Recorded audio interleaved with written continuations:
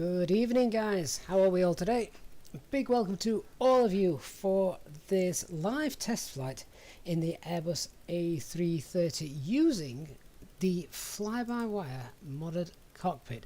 Now, when this aircraft was first released, obviously you had to take the fly-by-wire mod out. So if you had that, you had to get rid of it. However, it seems now there is another mod available which works together alongside the Megapack A330 to allow you to use the fly-by-wire mod. So I thought, why not? Let's see what happens. So here we are.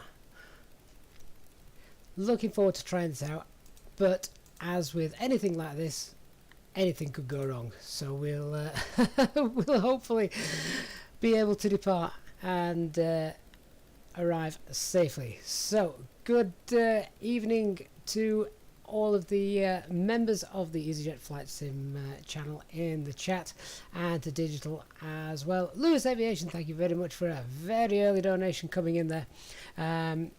So here we are. We are, as you can see, sat on the ground at Manchester's airport, one of the airports that Virgin was storing their A330s at during the COVID pandemic. I think quite a few of them are still there, to be honest.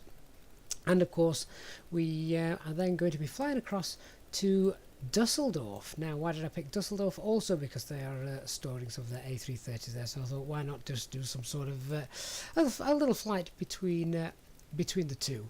So looking forward to that. So we're on live weather, but we're not on live time. I don't like to do test flights during the dark because, well, who would? If anything goes wrong, I'm with Leonard there. Hands are together, praying that all goes well. But we are going to set this up correctly and going to do exactly as we normally do with a real ops flight. So we'll discover any bugs as we go along. We may have to improvise as we do go along. So I've not even actually programmed the SimBrief flight plan yet, so I'm going to do that now with you guys watching. So I'm just going to bring this in. Here we are. So airline is Virgin, flight number 330, and we're departing Manchester, heading to Dusseldorf. The alternate is Amsterdam. Really? Amsterdam? Okay, well, we'll leave that in. And let's just have a look as well. I'm going to select, at the moment it is a default airframe, the A330-300, but of course you can go in and mod your own fleets in SimBrief if you need to, so that's worth it. Just check everything here. I'm not going to be too picky about the registration, but something like that. The ATC call sign would usually be VS 330 for Virgin, and we're departing from runway 5 right, it says here. No, we're not. Let's change that. Let's depart from runway 5 left. It is much closer, so we'll automatically select New Sydney Star. I will just check the weather at Dusseldorf.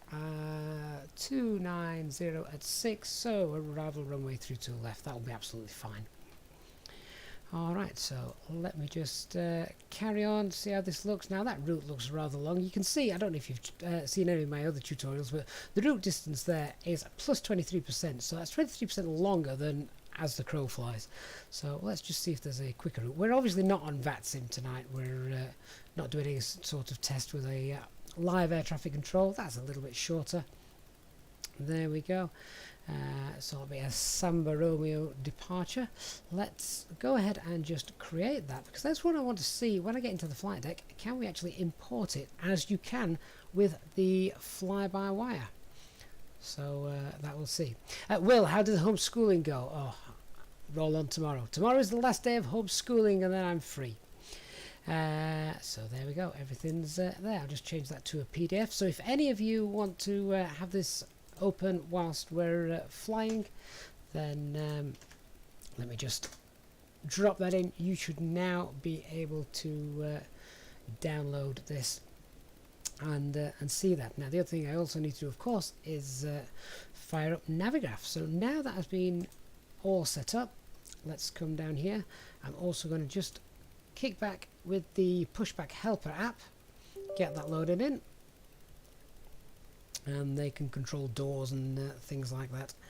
And also want to run self-loading cargo, so we've got a little bit of cabin crew working for you this evening. We'll serve some drinks, we might even serve snacks as well, so looking forward to having you all on board, and let's hope it's a safe flight, shall we?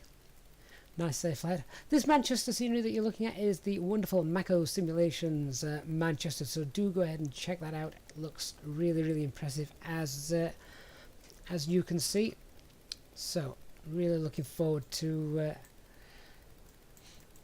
seeing how this mod works. This is also I think this is the second edition now that they brought out of this A330.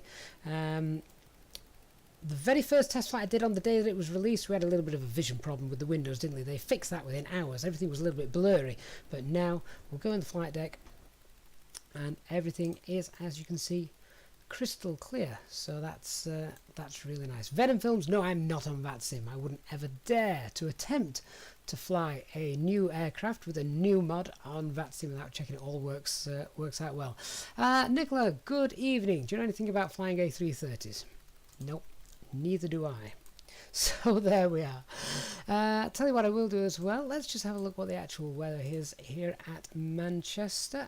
One of the places I like to get this from is the WebPro website. Now this is going to be absolutely no good for us in terms of flex tempo takeoff calculations, except we can get the METAR from here, so let's just copy and paste that. So there's the METAR, no clouds detected, 4 degrees and a QNH of 1029, so important to note before we start setting up. Alright, let's get rid of that and let's start setting up. So we've got the weather. Let's turn on the batteries. Obviously, even though we've got the fly-by-wire cockpit in here, there is no tablet and no drinks holder for me. So I'll have to rely on my cabin crew to sort that out. Adam, go to Barbados. I'd love to, but that's a long flight. We're not going to do that tonight. So can we get some ground power then, please? Ground services, contact Manchester ground, and request ground power. So the ground power unit is on the road. We can see the reflections up there. What is quite nice that I have noticed, I don't appear to be getting any reflections through the actual flight deck, which I've seen happen before.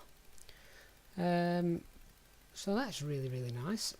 I've just realised you may not be able to see my cursor, so let me just pop that on so you can see where it is I'm pointing and clicking. There we go, so that should be there for you. So the ground power unit is now available. Let's get the external power on. And here we go, we're getting self-test screens. That's a good sign. Do we get the 3 clicks before the before we can do everything? It takes a minute or so for that to come through. I do know that the printer doesn't work, so don't expect that to work. But have a look at this. Have a look at this now. We have got the do options menu, which we are so used to seeing. So that is well, that's a good start, right? To begin with, that's a really good start. Let's hope it continues in this way. But anyway, let's go through our normal cockpit flows and setup. Crew oxygen supply on. Now the ELAC controls, they're actually turned off. So interestingly enough, let's turn those on. It's not actually allowing me to click those, so that's interesting. Are we going to be flying in direct load for this flight? We shall see. Let's get the ADIRs aligned. Get the nav lights on. No smoking signs. And the emergency lights. And we shall not yet do the APU. I was waiting for the 3 clicks. I don't think they're going to come, so instead we'll just go ahead and do our fire test. So fire test engine 1. Now, do we get any sort of ECAM message? So if I just bring this up, I think you guys should be able to see that. So if we do the fire test, do we get any ECAM message on there? No, we don't. Oh, actually, yes we do. There we go. There's the ECAM message. So that's working quite nicely as well. So I would expect to see the same now for engine 2, and of course the APU. That's really nice. Of course, if you don't actually pull these out, then you can't be looking up here and looking down there at the same time, can you? So you have to pull those out in order for that to happen. So yeah, that's really good. Alright, so engine fire tests are complete. Let's, before we get the fuel pumps on and do anything with that, let's have a look at importing a SimBrief flight plan. Will this work? Let's find out. So I'm going to go to the options page first. GPS primary lost, that's fair enough. And then to the AOC menu and to SimBrief. Okay, so because obviously I use this in the A320 all the time, this has actually stored that, so the SimBrief username is still there. That's really interesting. That's good. So with that in mind, then let's go back to our menu, to the ATSU, to the AOC menu, to the init press. Now this is going to be interesting. Let's see if the A330 will now pull in data from SimBrief. Oh wow. Okay, so Manchester to Dusseldorf, estimated time en route 1 hour and 7 minutes. Excellent. Okay, once again, exactly the same with the A330. The fuel on board here is not going to be the fuel we take. That is actually the fuel on board as we came into the aircraft. Interestingly enough, oh no, that does work. It just seemed to be a little bit blued out, didn't it? I'll go through all those flows properly in a moment. But that's really nice. Okay, let's have a look at popping the payload in then. So let's have a look at our operational flight plan and the block fuel. So it suggests the block fuel we need for this is 12616. 12616, there it is. So let's see if that loads. And what I'm looking for now, when I press that load button just here, is to ensure that the gross weight up there changes. So let's see, shall we? So let's hit the load button. There it is. So we've actually offloaded fuel, if you like, but that worked. Okay, so let's just go to the next page, which is popping our payload weight in. So all the passengers who are going to start boarding in a moment. 301 passengers today, 301, with a payload of 31402. Check that, 31402. That's spot on as well. Now this is where things may get different. Have a look at this. So the zero fuel weight shown here is 72.4 tons. Well, that is nowhere near the zero fuel weight shown just there. But that is because our SimBrief fleet aircraft is not correct here in SimBrief. It doesn't yet match up with the airframe here in the Microsoft Flight Simulator. So we can go ahead and create one of those, and if I do, I will share that as well. So do follow the channel for that. Let me get rid of that. What I'm going to do is I'm going to pop that payload in. So again, I'm watching for a change in the gross weight. So let me try this. So load. There we are. So now I'm going to check the gross weight against this flight plan here. So it's telling me that its current gross weight is 163 tons with a takeoff weight of 170. So yeah, we're not going to gain weight, are we, on the way to the runway? So you can see there are some discrepancies between the flight plan and the aircraft, but I bet we could actually tailor those if we created a proper A330 profile for SimBrief. So that's fine. Let me get rid of that. So essentially we've got the passengers loaded in, or the passengers' weights loaded in. We have got the fuel loaded in, so we can now go and continue with the cockpit prep. Let's come back up here. Alright, so I'm going to start getting that APU on.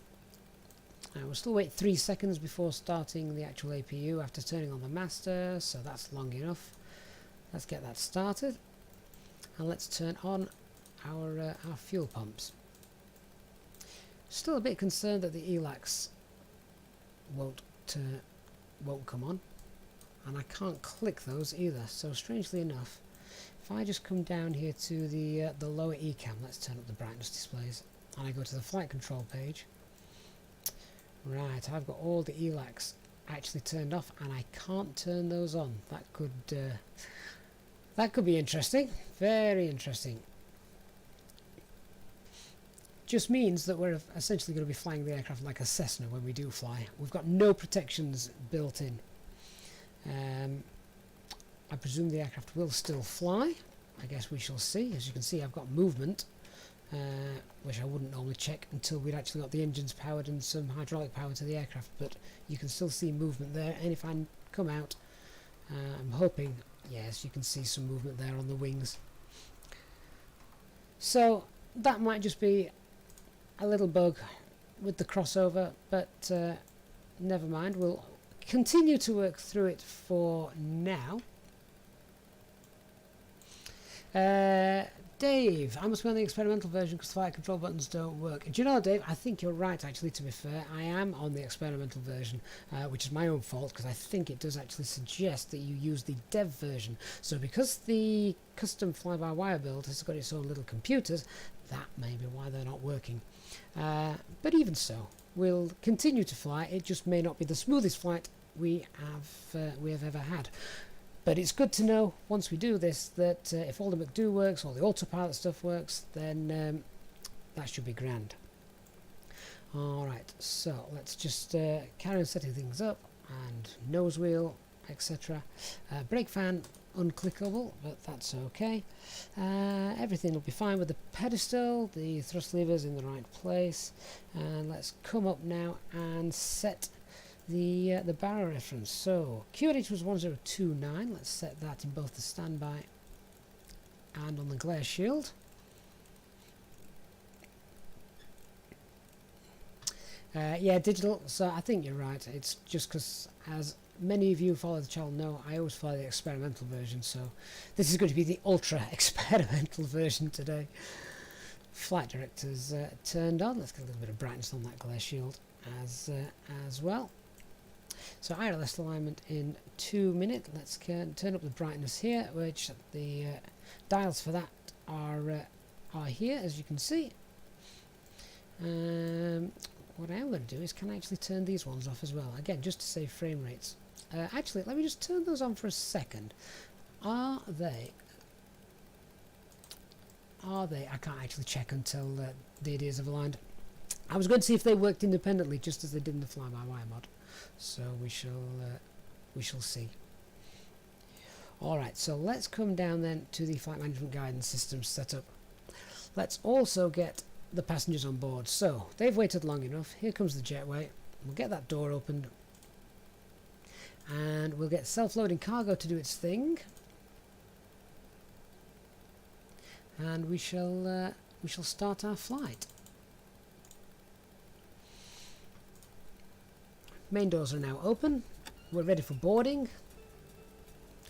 Fuel's all boarded on, so we can turn the seatbelt signs on, and the passengers can start to get seated as they come on board. Cabin crew, yeah, we've completed the checks, so now you can open the doors and start getting the passengers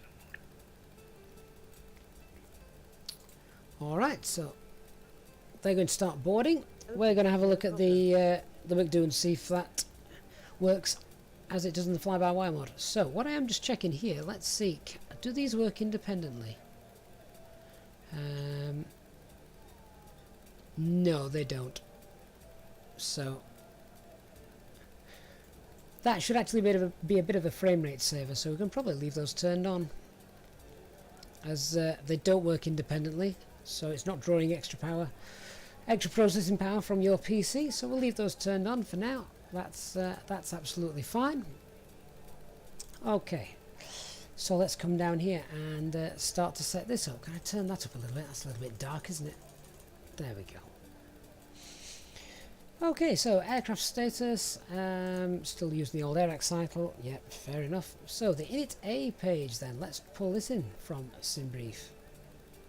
Flight numbers populated, cost index, cruise level, and of course our destination. The alternate hasn't populated, so we can pop that in ourselves, that's fine. So echo Hotel Alpha Mike. There we go. And just checking that cost index of 39 and a cruise flight level 390 minus 58, so we can update that if we wish. Minus 58. There we go. Lovely. Okay, so check the iris alignment is all working, and we can also go and check that we've got 3 nav greens there. Perfect. Okay then, so let's have a look at the flight plan. Strangely enough, I've just got a direct straight out routing there for some reason. We wouldn't normally go direct straight to Samba. There is a SID in the way, so we're departing from runway 5 left, isn't it? So departing runway 5 left, and that is the Samba. That's not right. Where's the no? I would imagine it's actually the Listo rather than the Samba departure. I tell you what, for now we shall do it without the SID. We'll just go direct. So let's insert that. That's an issue with the flight plan, not the mod. There's normally a standard instrument departure popped in there. Right, so then let's have a look at our arrival. Arriving at runway 23 left. Dusseldorf. Arrival runway 23 left. Now we would like to pop a SID, rather a star in for this, and in order to do that, what I'm going to have to do is fire up my Navigraph, so that'll just load up here in a second, and we'll pull up the charts for that, which you guys will be able to see as well. So this is just loading in now. Okay, so let me just load the new flight from SimBrief. There we go.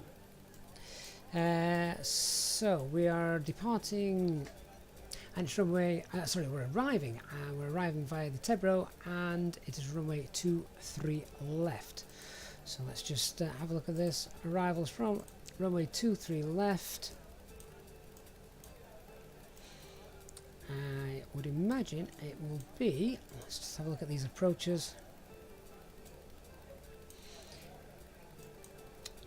Work out which one that is that we're going to use. Looks like it's going to be the Pisa 1 Golf. So the Pisa 1 Golf coming in from Tebro there. So we'll pop that in.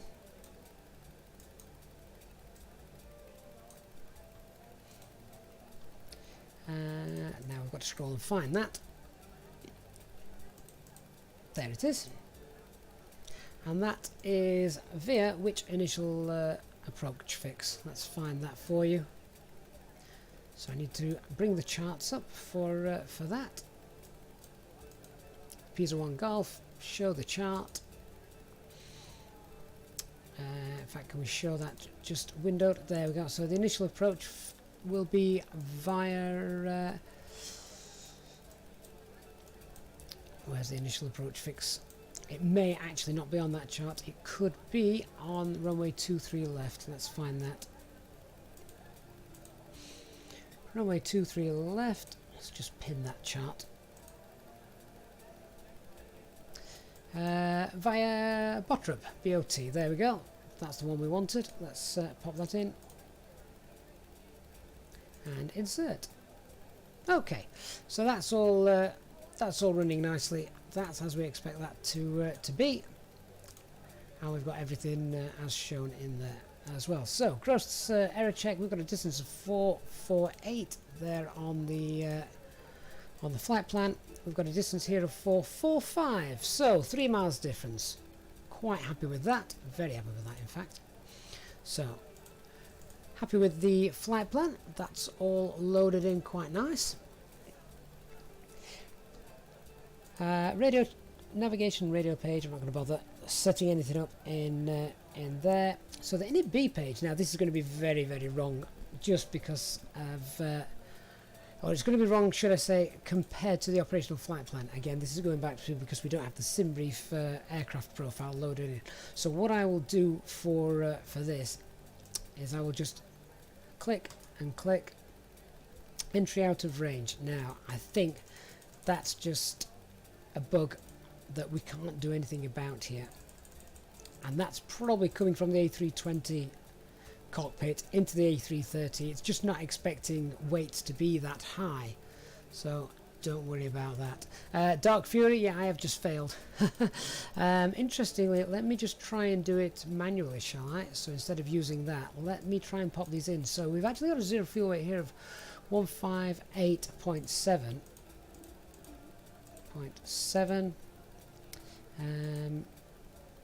Yeah, it's not going to let me. I could put a standard centre of gravity in there, couldn't I? Of 30.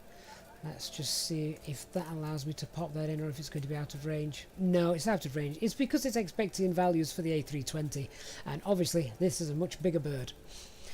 So I'm just going to have to leave that blank. There's nothing we can do about that. Which means now, let me just pop the trip wind in there. So trip wind is a tailwind of 18. Let's pop that in.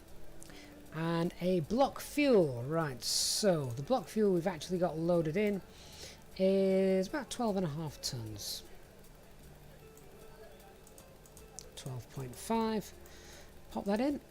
Let's see if any of these numbers now populate. It'd be interesting to see if that happens. That can normally take a few seconds, so we will just leave that for a second, see if any of the numbers do come true.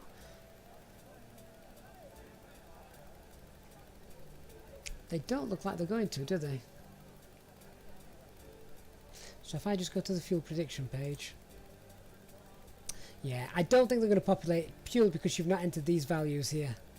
And without those values, it can't do any of the fuel calculations. So, okay. We'll have to live with that. The init B page will not work. Alright, so the takeoff performance page then. Right, well this could be interesting. Transition altitude at Manchester, I think it's 5,000 feet. I haven't got the charts up for that just yet. Let me have a quick look. Open those charts. And I haven't actually got any SID programmed in here, have I? So we could actually program a SID in, but it wants me to go. If we just check this route, it's because we're taking off, flying east, and then we're going to come and fly straight back to Samba. We probably won't. We'll go direct down to Honolulu. So I wonder if actually, if we just set runway 05 left and have a look at the different departures. The Listo 2 Sierra is the one that we should use. So let's pop that in. Listo 2 Sierra. Go back to the flight plan. But of course, air traffic control can always change a flight plan, and you just have to go in and edit it, just as I'm doing now. So there we go. That'll do. And then what we'd probably do is delete Samba or go direct to Utuksa if that works. So that's fine. All right. So let me just bring up the charts for Manchester. So it is the, as I say, it's the Listo 2 Sierra. There we go. Just got that loaded up there. So our initial stop altitude is up to 5,000 feet, I think it is. Listo 2 Sierra, maximum 5,000 feet. And do we have a transition altitude on here? Transition altitude is also 5,000 feet. Okay, so I can go back to our performance page. Transition altitude 5,000 feet. Pop that in there.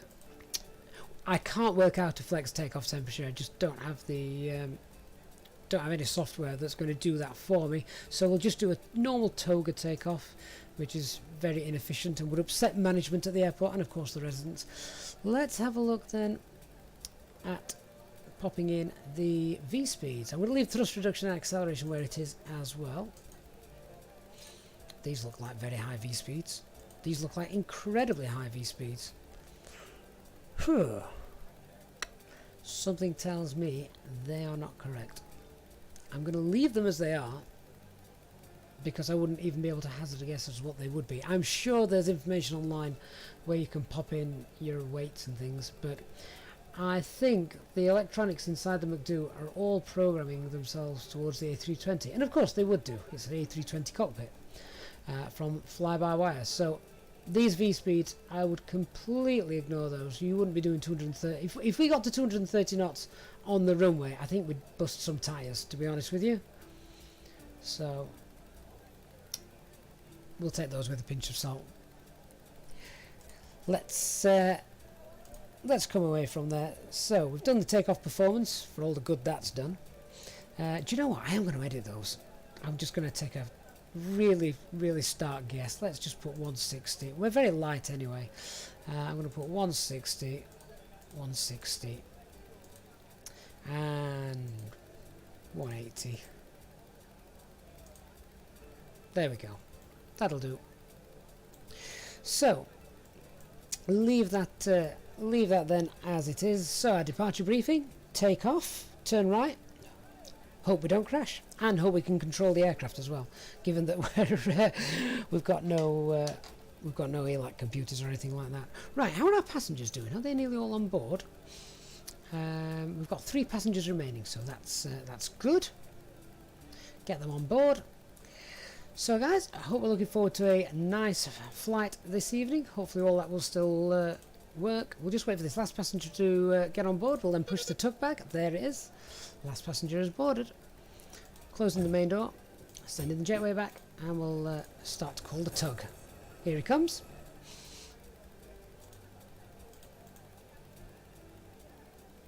Hi Captain, all passengers are on board and doors have been closed. Thank you. Okay, so we're almost ready to start our pushback then. Everything set up as it should be. The cockpit preparation is all complete. We're now going to disconnect our external power so he can disappear. We can start the APU bleed, and all the signs are on as they should be. Fuel quantity is loaded and balanced. Flight management guidance system is set as well as it can be, and the altimeter is set both sides. 1029 set and cross check. So we get our pushback clearance, turn the rotating beacon light on, and let's just close that door, and we'll get them to make sure the doors are closed and armed. Cabin crew, we're all ready to go, so please arm the doors and cross-check. Thank you. Alright guys, if you need the toilet or if you need to go and grab yourself a beer, now's the chance to do it before we push back. Welcome on board this Virgin A330 flight to Dusseldorf. Ladies and gentlemen, hello from the flight deck. My name is Gavin and I'm your captain today, and I'd like to welcome you on board this Easyjet A320 aircraft. We're not expecting any delays, and we're going to get pushing back pretty soon. The guys on the ground have just popped the last of the luggage away, so if you can assist the cabin crew in getting yourself sat down, seatbelts on, everything fastened, and give them your full attention throughout the safety briefing, and we'll get going as soon as possible. Once again, thank you for choosing Easyjet, and we hope you enjoy the flight today.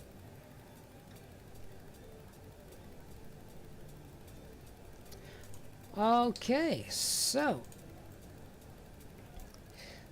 nose wheel steering is disconnected. Get that transponder turned to auto. Parking brake is set. The before start checklist below the line. Windows and doors are closed and armed. Rotating beacon light is on. Mobile phone off, and the parking brake is on. However, we're about to release that as we start to push back. So let's release that parking brake. We're ready for our pushback. Let's lock the flight deck door. Parking brake released, and back we start to go. Engine mode to ignition, and starting engine 1.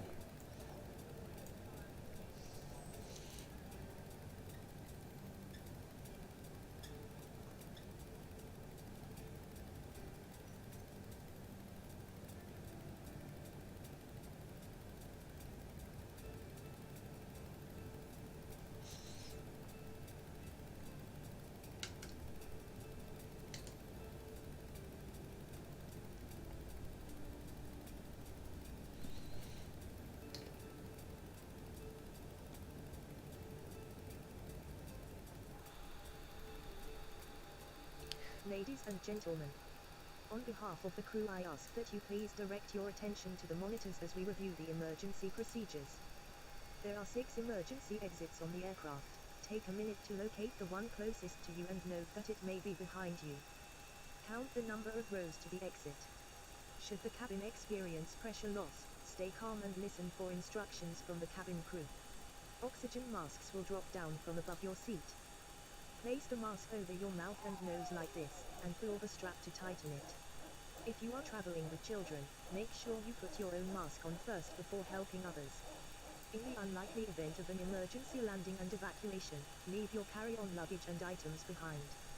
Life rafts are located below your seats and emergency lighting in the floors will lead you to the closest exit. We ask that you make sure that all carry-on luggage is stowed away safely during the flight. While we wait for takeoff, please take a moment to review the safety procedures on the card in the pocket in front of you. Thank you for your attention and we hope you enjoy the flight. Engine 1 is stabilised, starting engine 2.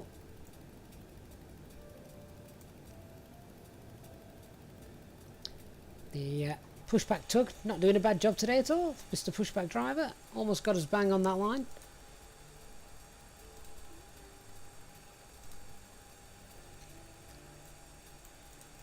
So the pushback is complete. Let's just nip in and set those parking brakes.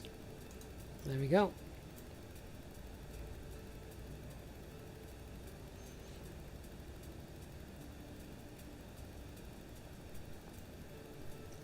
Paul, good evening. So glad to see your internet's been restored after the BT engineers cut you off.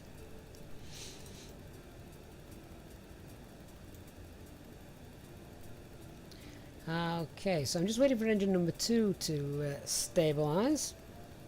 Then we'll run the after start checklist. And we'll get taxiing down to runway 05 left.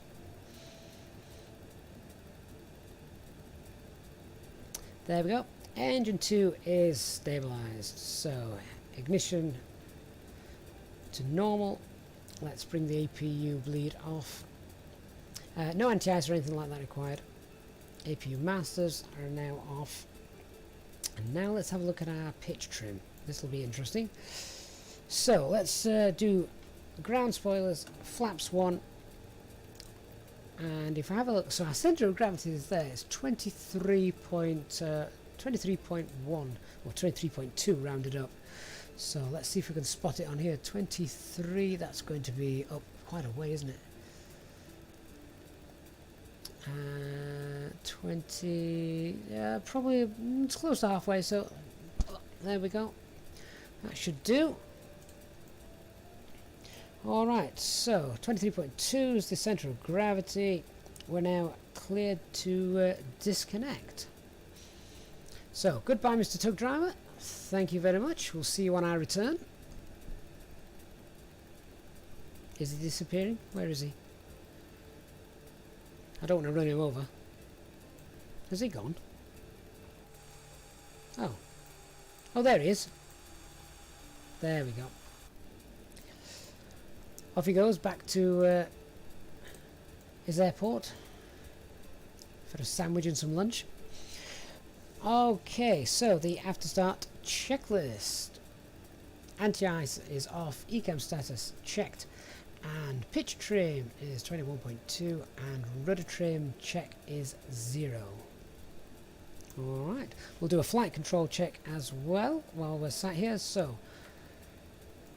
we can see full left, right, that ECAM didn't change automatically, so I need to do that. So full left, full right, neutral, full up, full down, neutral, rudder full right, rudder full left, and neutral. So very much looking forward to seeing what lies in store without any ELACs or set computers. Flying it like a Cessna all the way to Dusseldorf. Alright, let's get our taxi lights on. Pushback is clear and we're ready to start the taxi.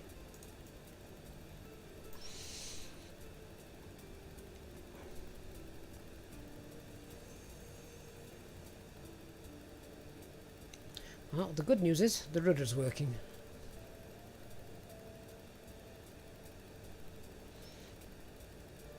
I have to remember as well, when I'm taxiing this thing, that it is a lot bigger than the aircraft I'm used to moving around. There's a lot more of it behind me as well than what I'm used to. tell you the tug would be a rather large speed bump. Yeah, wouldn't last very long. Could we just spare a thought on the chat, just for a moment, for all those poor tug drivers, bus drivers, fire engines, and all their workers on board who, in Microsoft Flight Sim 2020, have been sucked into various different engines. That's got to be one of my biggest gripes when it comes to taxiing around, the amount of ground traffic that just gets in the way. And today you're watching us on the big screen. Well, we're in a big aircraft, so why not? And this does look good, doesn't it? Looks really, really nice, this aircraft. Great paint job as well.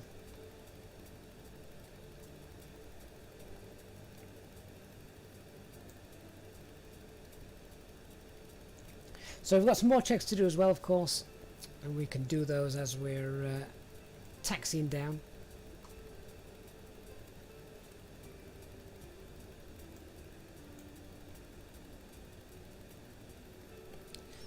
Digital, you turn the ground traffic down to 5%. I don't mind it. I think it looks absolutely great. It really brings the aircraft and the airports to life. But I'm fed up of running over the poor souls.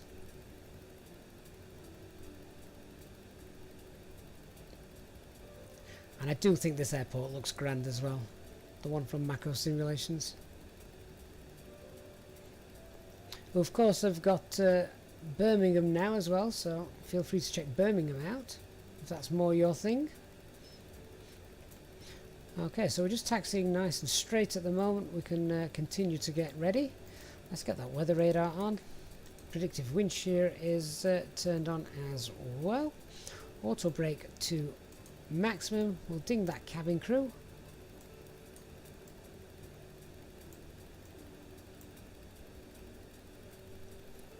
Didn't get a ding dong there, so we may just get the cabin crew ding when I instruct them on self-loading cargo to take us seats for takeoff. Cabin crew, seats for takeoff, please.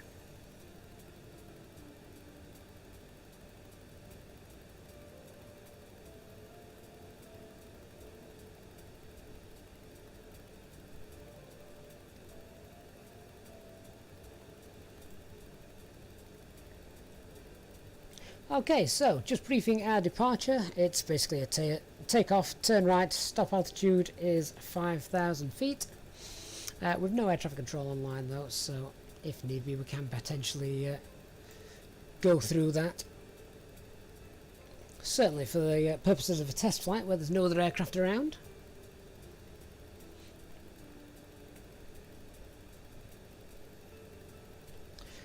So, before start, checklist to the line. Flight controls have been checked. Departure briefing is straightforward. FMA takeoff data 160 blue, 180 magenta. Climb nav blue, 5000 blue, 1 FD2, and we're doing a toga takeoff. Those of you that are familiar with Manchester Airport, then looking out the window here, that is the Aviation Viewing Park, which some of you may be familiar with.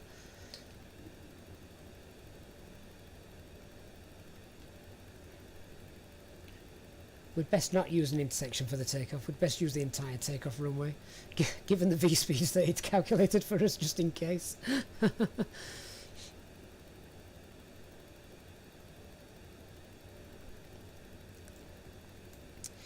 Alright, so just carrying on with that.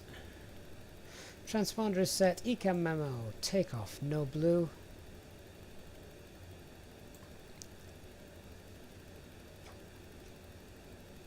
Paul, your house is just 9 miles behind my tail. Oh, we might fly over you then. May fly over you.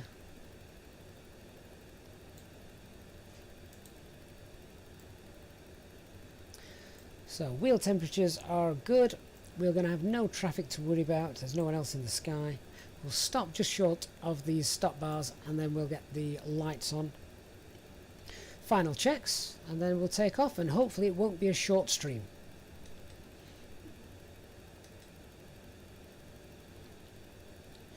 Okay, so holding short let's get our lights on. So strobe lights coming on, landing lights, runway turn-off lights, takeoff, transponder on TCAS, T-A-R-A, and tilt above.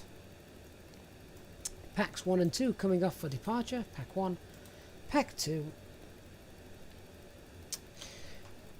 So the cabin, secured for takeoff, engine mode select norm, TCAS is on TARA, packs off, anti-ice off. Let's go.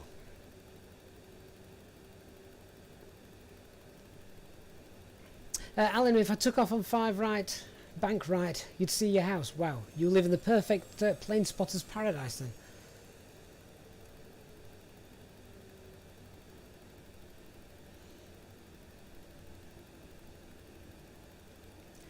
Let's see what happens. First of all, let's see if we get airborne, and then let's see what the controls are like. So here we are on the displaced threshold, giving us lots of room for takeoff.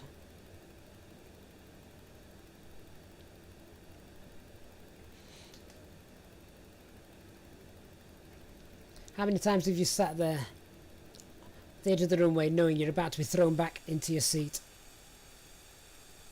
It is a beautiful looking aircraft. The reflections you get as well, even off the... I can't show you, I'm at the wrong angle. But the reflections you get, there you go. I just love the fact that you see Virgin Atlantic reflected on the wings. It's just... when you think how far we've come graphics wise from the days of Flight Sim 95 and before, of course.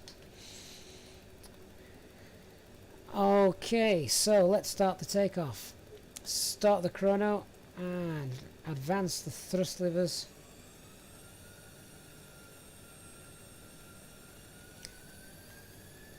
Mantoga, SIS and runway. Interestingly enough, what I'm not seeing is the forward side stick that I'm putting in just here on the primary flight display, so this could be interesting. We may not even make it off the runway. That'll be annoying. The aircraft is now actually starting to lift up on its own. I'm not putting that input in. That's done automatically. And I'm just double checking. Positive red climb, 0. I do have directional control, so that's good. That's annoying. The speed tape there. So we've pitched up 15 degrees. I'm having to hold that manually, of course. Landing gears are up. And set climb thrust.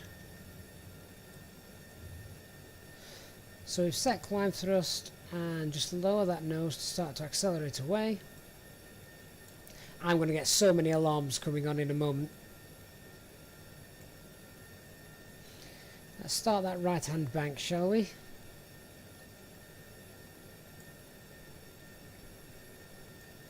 I can't let go of the stick like I can in the custom fly-by-wire. If I let go of the stick now, the aircraft would just continue to do as it's doing, but I'm having to hold everything.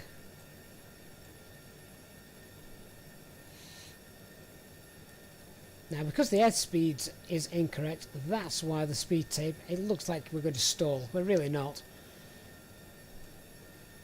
So we're going to pass 5,000 feet, that's fine. We'll set standard pressure. There's a bit of a dog-legged departure route going on there, isn't there? I don't think you can go in and edit the takeoff configuration speeds either, so that's why you're going to get a really big problem with the speed tape. So let's just set an altitude of flight level 250, and my thrust levers jumping around, they are, aren't they? And to keep that in this climb detent. Strangely enough, the climb detent, oh there we go, now we've got speed shown.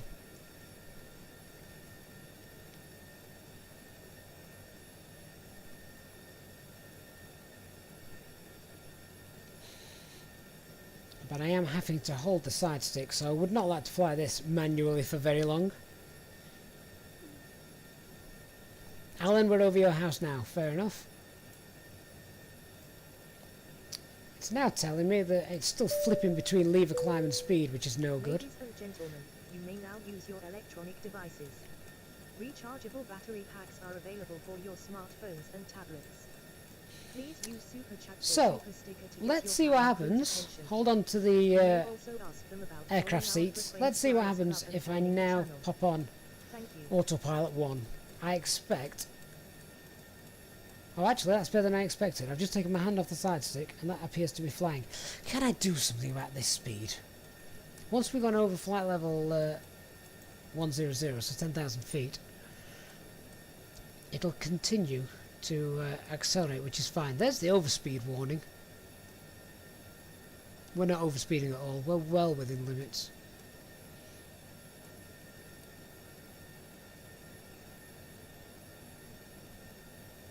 So as long as the aircraft...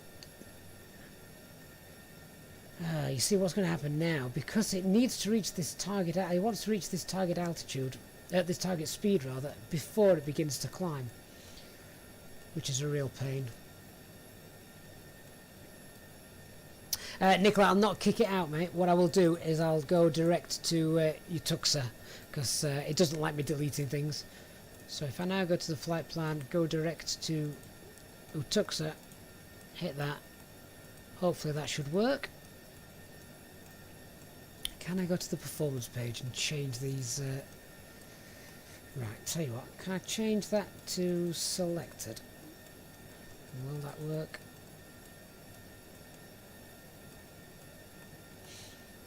No, to be fair, I'm probably a bit too late popping that in. Look at that. S-speed has just started to appear on the speed tape.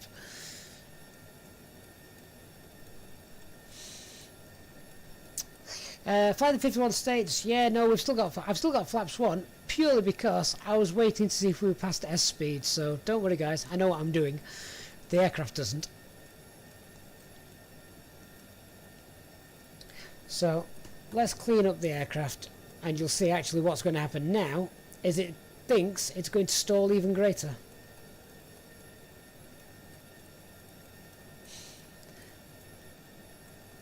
And now it will lower the nose and climb away.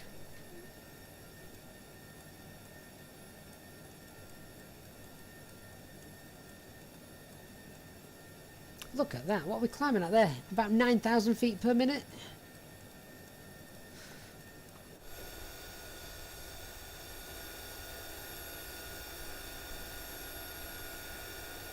Nicola, let's see how fast we can go. The flight time was an hour. It might be about 30 minutes at this rate. Alright. So, what was our initial cruising altitude? Was it 390? Oh wow, okay. Let's see if that works. I think we're going to have to take this with a pinch of salt, aren't we? Speaking of which, let's release the cabin crew. And what we can also do is get those packs back on. They're probably starved of oxygen by now, to be fair. Landing lights can come off.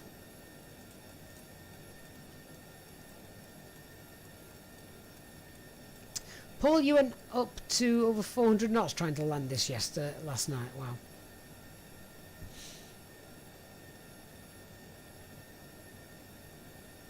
It's because it's trying to use calculations for the A320, that's why.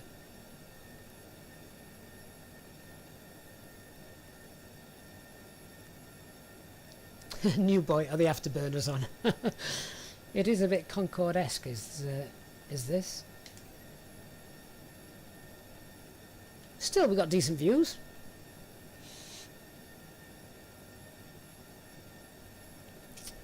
Digital, do you know what? I don't think it will. I think it's purely... I mean, I can try it afterwards. It's a quick thing to bring in and out, but I wasn't going to do it now for the stream.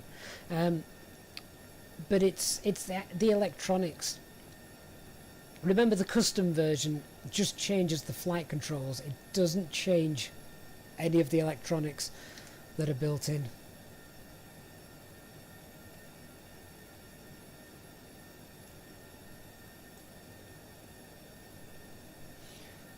So, with that, let's release you guys. I'm fairly certain we're not going to crash now.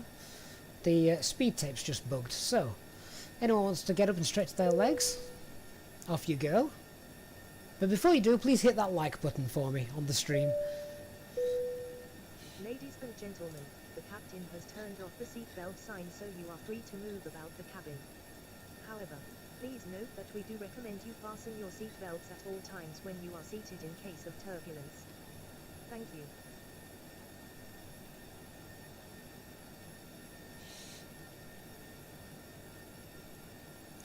So, passing flight level 250, happy to cruise. Do you know what? I don't think we could overspeed this aircraft. Because it's based on the A320 in an A330 frame, I just don't reckon it would notice the overspeed.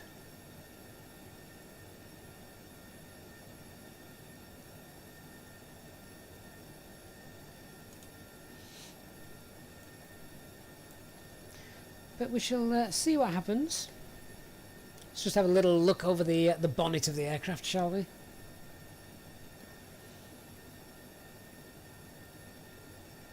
Ooh, Paul, a Yorkshire tea. That's a good idea. Ladies and gentlemen, we are about to serve our drink selection, including tea, coffee and cold beverages. Please make sure your tray table is in the down position and clear any items from the aisle. If you would like to upgrade to other warm beverages available, such as hot chocolate and jam and toast tea, super stickers and super chats are available. If you are a frequent flyer with us, you can now join the channel as a member and receive extra perks to make your journey with us more enjoyable. Thank you. So if anyone wondering where the sound, the cabin sounds come from, they're from a mod called Self-Loading Cargo. Great little mod, very easy to use. Thank you Digital for conjuring up the Nightbot.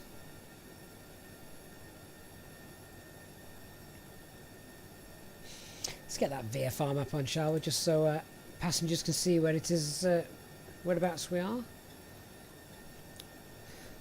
So, going down to Honolulu, which is essentially Birmingham Airport. Oh, bit of turbulence. And then we head out eastbound.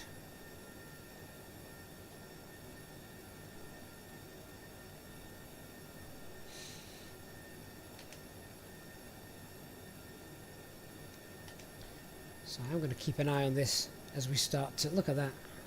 We're nearly at 330 and we're still climbing at nearly 3,000 feet per minute. JB Anthony, you're very welcome. Are we approaching what's known as Coffin Corner? No, we're not pitching up nearly enough for that. We do have the overspeed warning though. Let's clear that.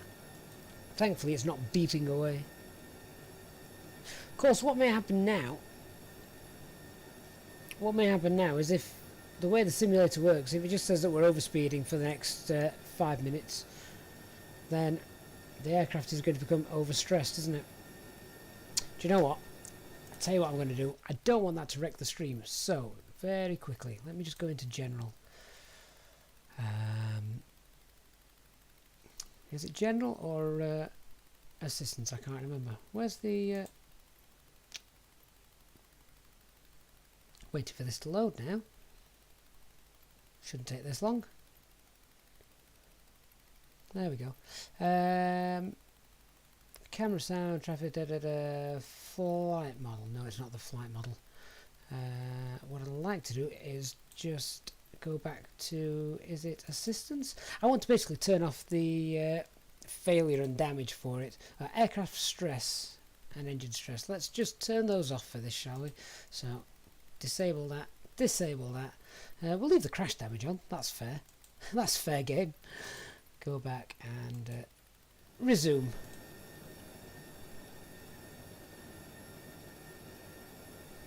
Charlie, is it playable with a keyboard and a mouse?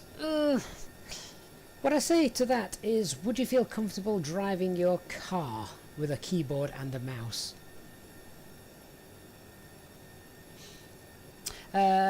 Plays Roblox, thank you for that. Yeah, I was in the wrong menu.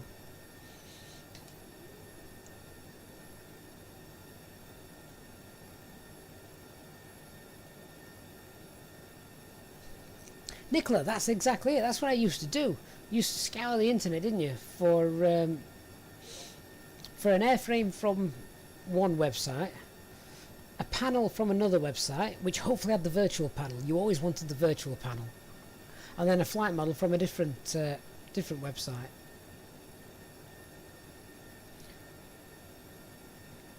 It's fair to say this is something very similar.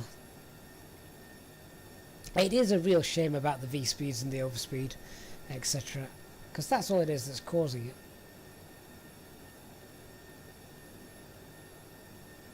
There's Birmingham Airport, it's directly beneath us. I don't know if you can see that, just under the wing.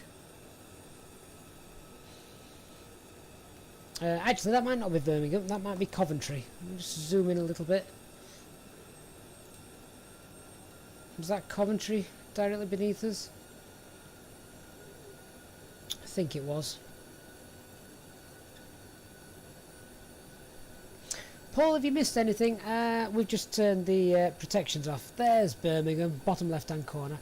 We've just turned off the aircraft stress causes damage because, well, I think that would wreck the stream if not. Oh, the overspeed's actually stopped now. Oh, something's got a little bit more noticeable. So, Mach Alt Star, we're cruising altitude. We're actually at Mach 0.2. What on earth is going off there? Mach 8.2? I don't want to be that fast. What had we planned for?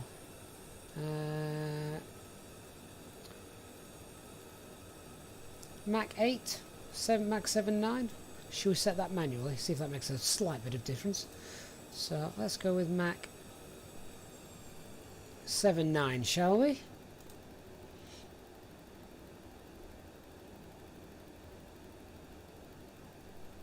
So that's that put on. And now we're in alt cruise. There we are, top of the climb.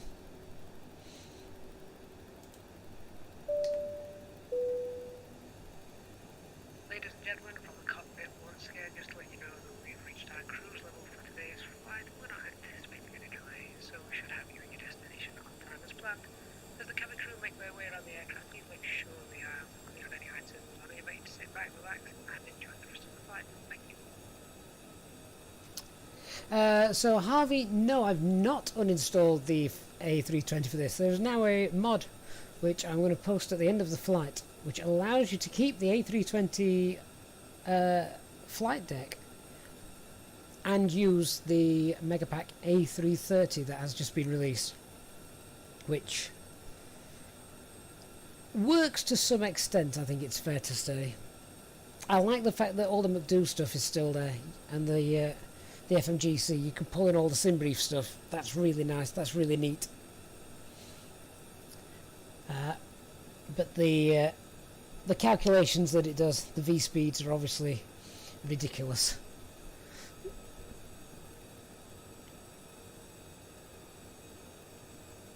And I think Digital Giraffe's just made a good point as well.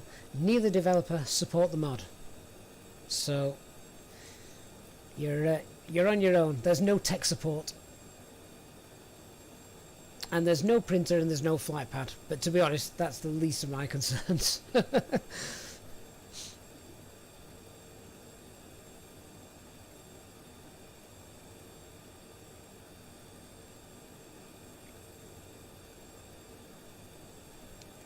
So, at least we've got nice views for a little bit. Decent weather today.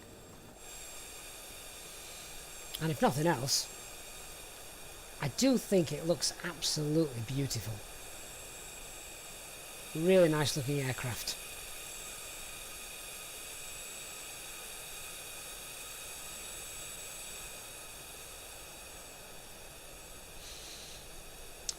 What does concern me though is the lack of the ELAC and SEC computers coming into land.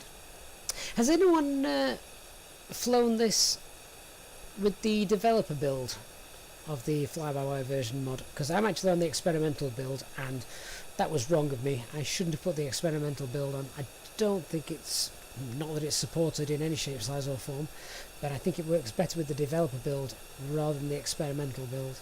So coming into land could be interesting.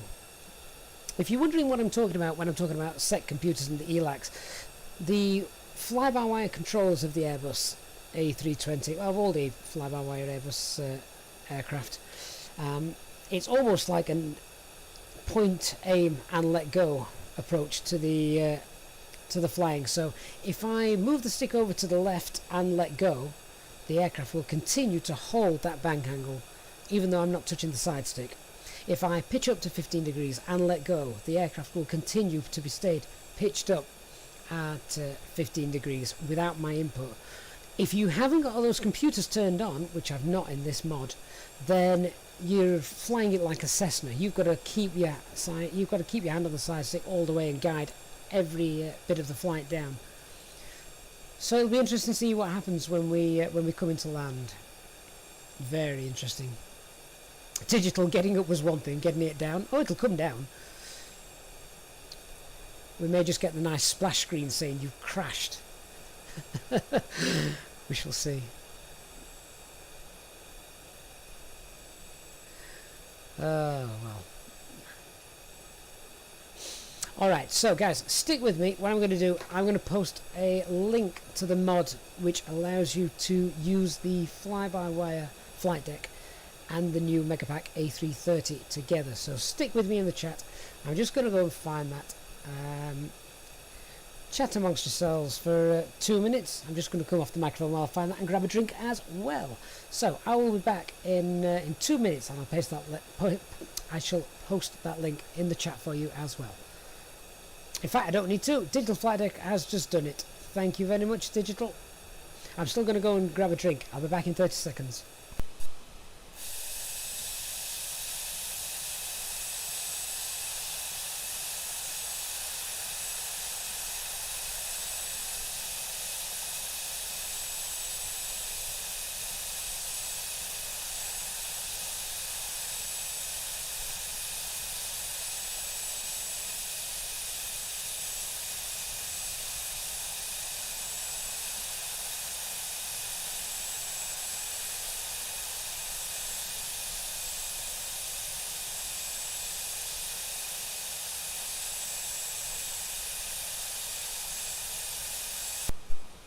And I'm back with you.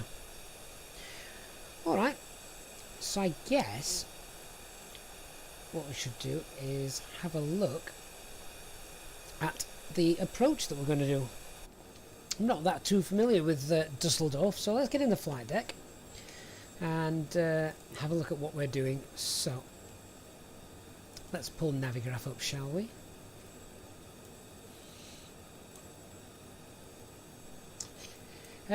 Right, so let's have a look at the charts for the star, the PSAP 1 Golf.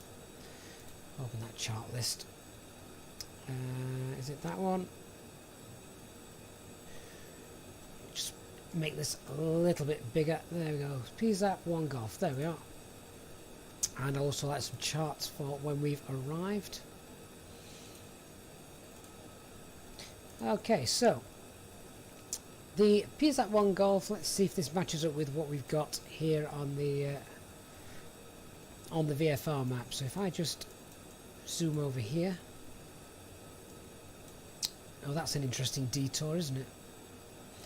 Okay, so what we should have is from PSAP to a place called Agida, or Agida, then to Zamod, none of which I can actually see on here, and then from there, oh, we've actually got the Bottrop initial approach fix in there, so I haven't got a clue what this line's all about. We'll essentially just go straight from PSAP to Bottrop. From there, it's straight down to intercept the ILS. There's Metma, as you can see, that lines up nicely. And that's our intercept point for the ILS and the glide slope at Metma as well. So we'll see how that works.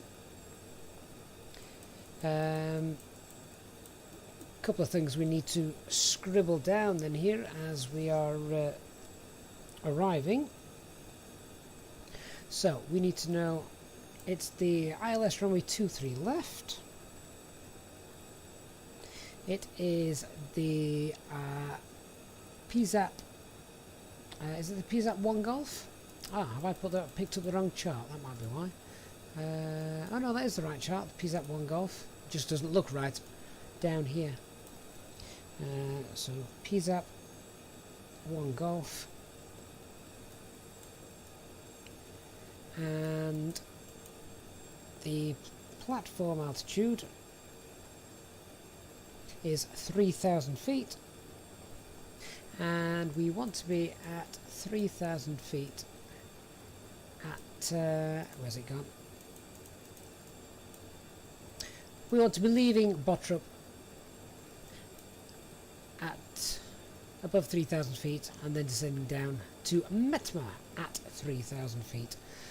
So the BOT VOR is quite important. We'll pop that into the RadNav page in a moment. So if we're about 5,000 feet by Bottrup, that'll work absolutely fine. Landing elevation today is 138, and the transition altitude is 5,000 feet.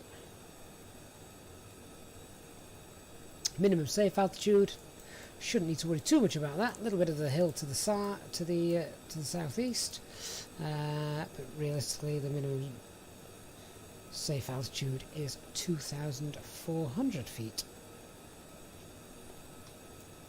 And our minimum descent altitude on the approach, I believe this is still a Cat C aircraft, but it's 338. Minimum descent altitude 338. So let's go ahead and pop all of that in. Paul, am I getting the CRJ? Not sure, to be honest with you. It's another aircraft that I would have to learn from the ground up. It's not one I'm familiar with, and I don't like just jumping in and flying them. I like to, as you know, anybody that follows the channel regularly, you know, I like to fly the things properly. So I'm kind of committed to the A320 by this point, and have been for a few years. But I don't mind having a look at this because, well, it's another Airbus, and I'll certainly be taking a very, very good look at the A380 from FlyByWire when that is released.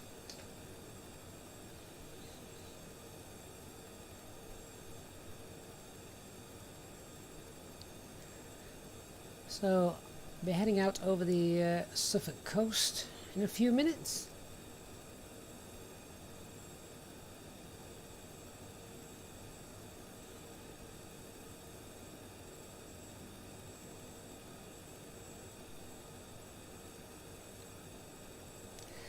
Let's have a look then at, let me just get rid of the VFR map. Enter destination data. Yeah, that's fair enough because we're not that far away. So let's go to the ATSU and grab some weather information for Dusseldorf. So weather request. Send that off. Oops. Send that off. That should come back in a 30 seconds or so.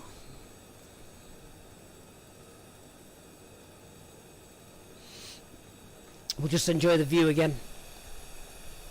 It may not be pretty to fly, but it really does look very good. J-Hog, good evening. Just in time to laugh at me crash this plane on landing.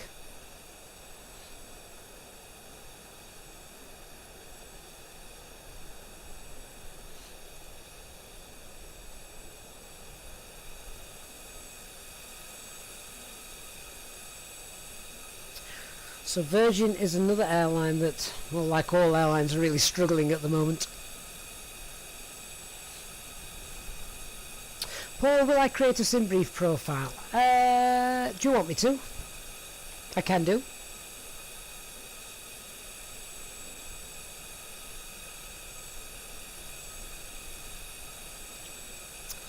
It's not actually that difficult to do, but I can do. give us some love in the stream. Hit that like button if you want me to create a SimBrief profile for you all to use. You can just download, and then hopefully some of the figures would be correct.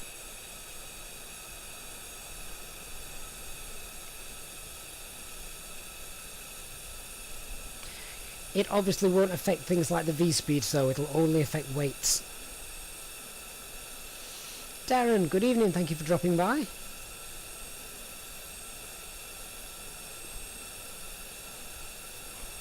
Flight fan, no problem mate, see you again soon. Yep, good evening. How are the dynamics so far?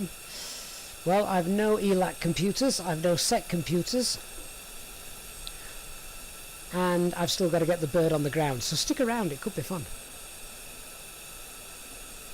Right, those weathers should be back in now. Let's pull them in.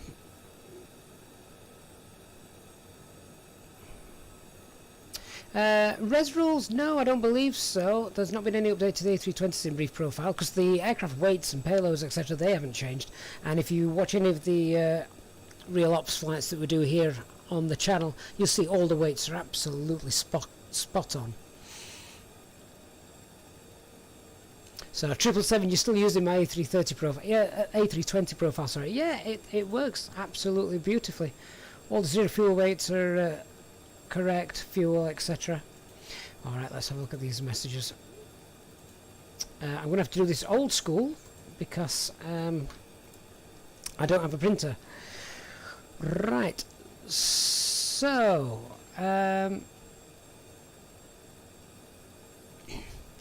what on earth is that? Oh, I've got the 04 2020 Zulu. That's okay. For some reason, I don't know why that threw me then. Right, so the wind is 310 at 7 knots. 310 at 7. 7,000 kilometers visibility. Oh, sorry, 7,000 meters visibility. 7 kilometers. Light drizzle. Scattered 600, broken 800, so I don't expect to see the runway until there's about 400 or 500 feet to go. Oh god, that could be interesting. Temperature is 4, QNH is 1020.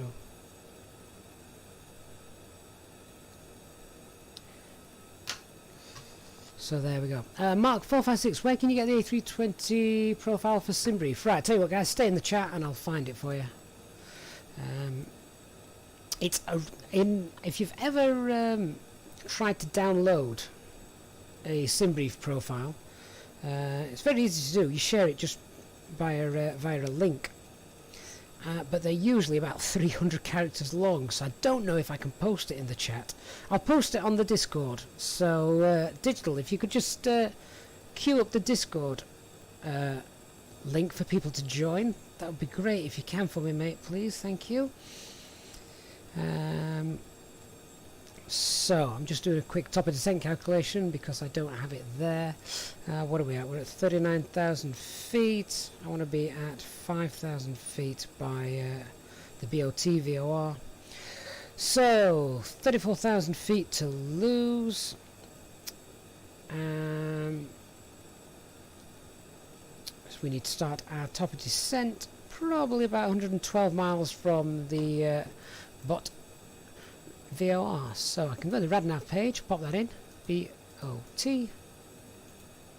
Will that come up? Not in the database. Oh, that's concerning. Right, that means I need to grab the frequency. So the bot, no, that would be why. The BOT VOR is not a VOR at all. It's an NDB. So, let's try putting it in the correct place, shall we? 406.5, or type in BOT. There we go. And the frequency, let's check the ILS frequency as well while we're there. 109.9. 109.9. Well, all those electronics work quite nicely.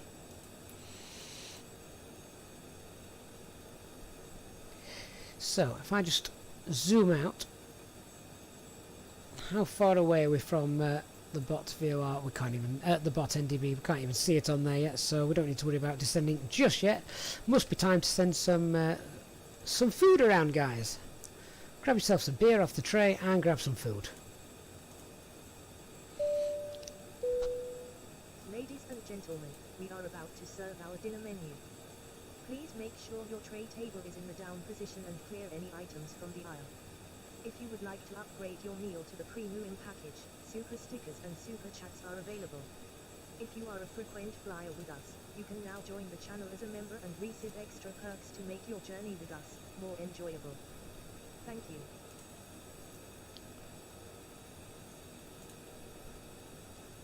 So what I'm looking to do at the moment, guys, is, and you're going to have to let me know if this works in the chat.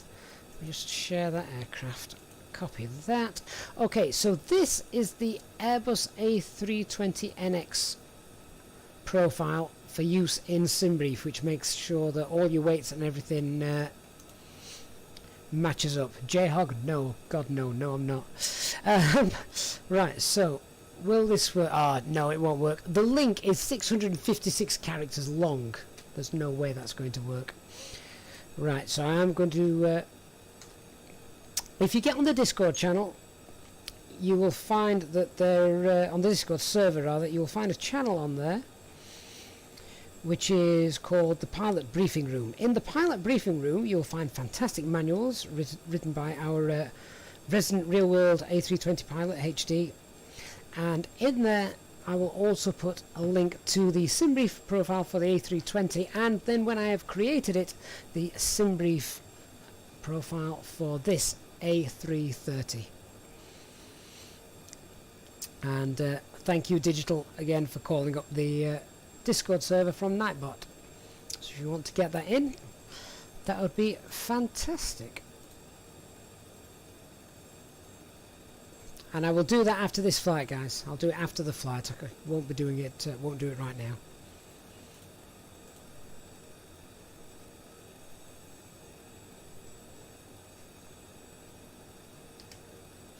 So now here we are out over the English Ocean, the English Ocean, the North Sea. I was going for a cross between the English Channel and the North Sea Ocean, and it came out the English Ocean.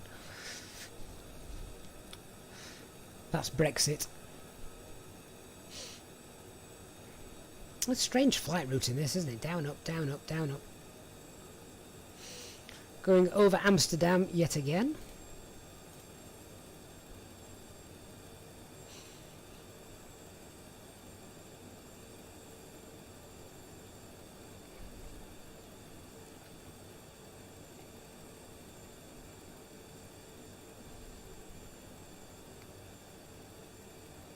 Mark 456, no problem. As I say, I will drop those links to download those aircraft profiles after I've done this flight and hopefully landed safely. Famous last words. Right, let's start plumbing some information into the McDo, shall we? So, performance page. Next phase, next phase. Okay, QNH 1020. And the temperature was +4. The wind 310 at 7. 310 at 7. Transition altitude was 5,000 feet.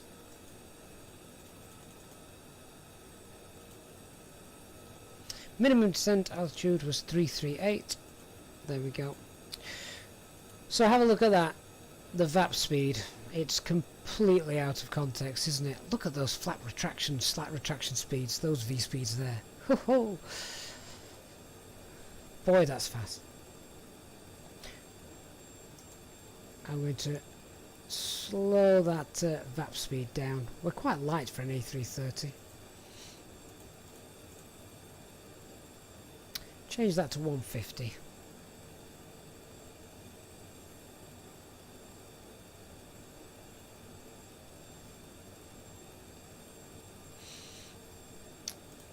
Captain Turner, good evening. Spending the whole week flying the FlyByWire A330. That sounds like a great weekend to me.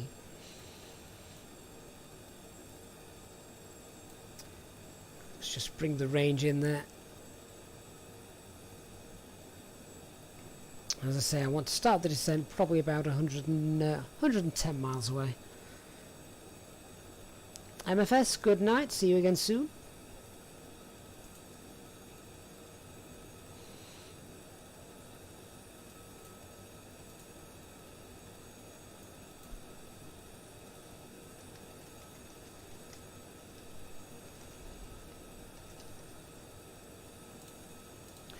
So just before I start that top descent,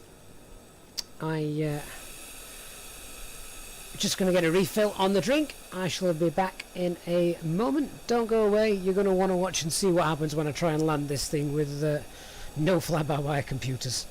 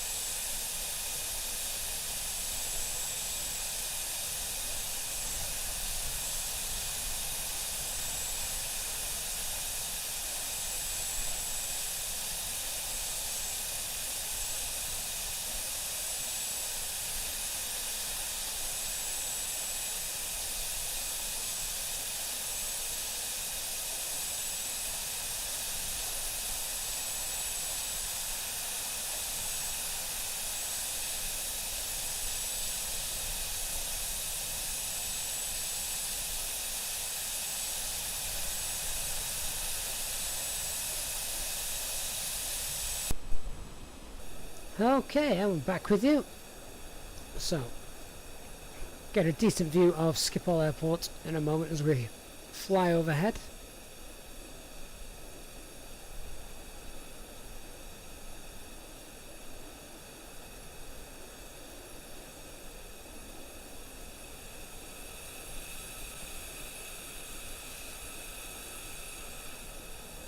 Be interested to see what the weather is like as well when we get to Dusseldorf. It said it had low clouds, didn't it? So let's see if they're replicated in the simulator.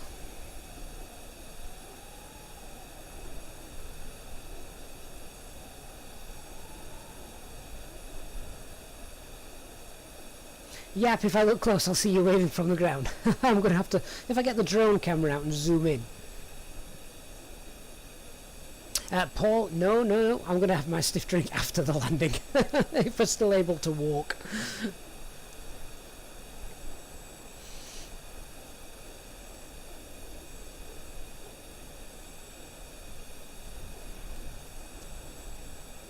So last night we had a members only stream, which was great. We looked in detail at the upcoming fly-by-wire performance calculator, which is coming to the tablet. You may have seen on the performance page you've already got the top of descent calculator. Well, coming very soon there's a landing performance and takeoff performance calculator coming. So we had a members only stream last night where we looked at that in great detail to see how that was coming along, and that is fantastic. That is another thing that is really going to add to the realisms of doing all the pre-flight checks, making sure you can actually take off at the weights you're being given, making sure you can actually land. What happens if you take off, you have a problem, and then you have to land? Are you above your maximum landing weight? Will you have enough room to stop with all that fuel on board? So really good stuff, and we can start to bring that in to the real ops parts of the streams that we do.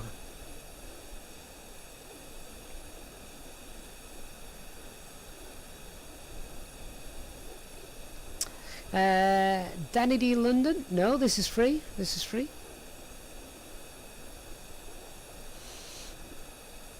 Everything we're flying here today is freeware.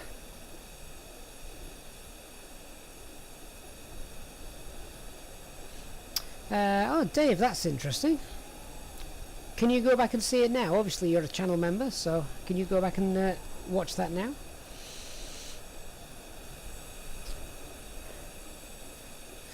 Okay, so there's Schiphol, and we need to look at starting that descent now, don't we? So we're going to go all the way down to 5,000 feet. So I'm going to select that. We're also going to set. Oh, I don't want HG. I want hectopascals, and it's 1020. Just roll the engine back a little bit, and I want to descend at about, with that wind, probably at about 1,600 feet per minute.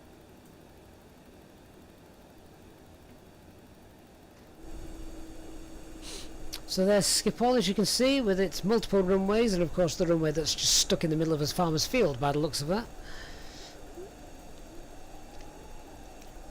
There has to have been a legitimate reason for that particular runway being built so far away from the airport.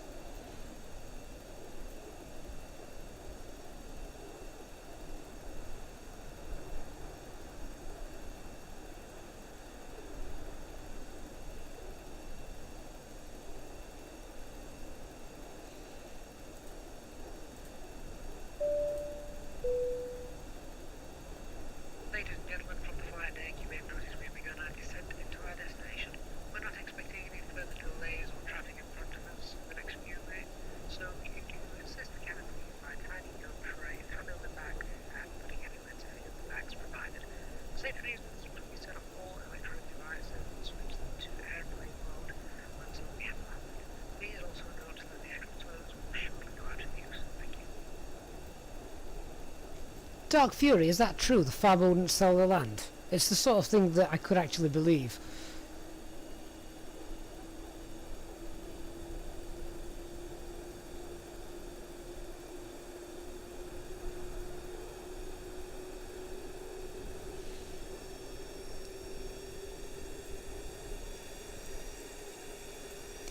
You can see my simulator is now just struggling with frame rates, presumably as it's trying to build Schiphol below me and load in data.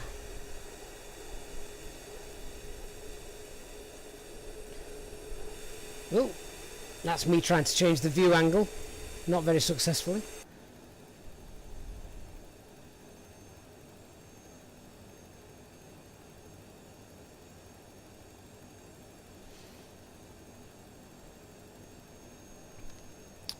Dave, yeah, try that for us. Not sure why you're not able to see that, my friend. I can certainly investigate it. Right, so once again, this is where we get a bugged speed tape, which means the engines are going to be doing something daft, aren't they? I can't switch back to knots yet. I don't imagine I will be able to for a while.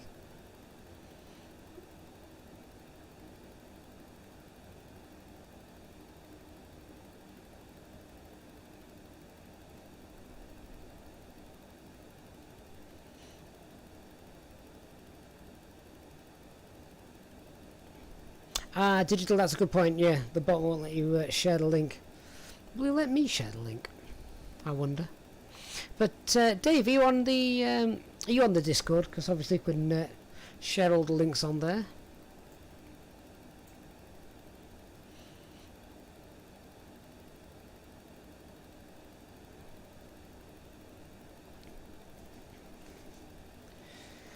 So down we go, we've got the weather and the landing information. The flight management guidance computer is all set. Landing elevation we've confirmed is 138.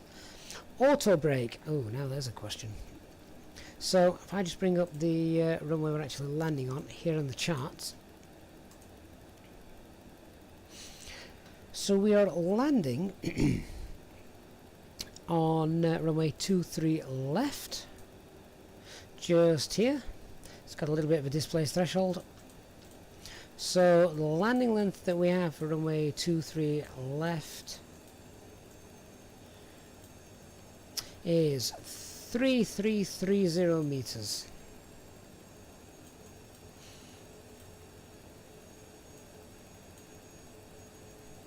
I'm going to use landing brakes low for this, just because I have no idea what the aircraft is going to be like when it comes in.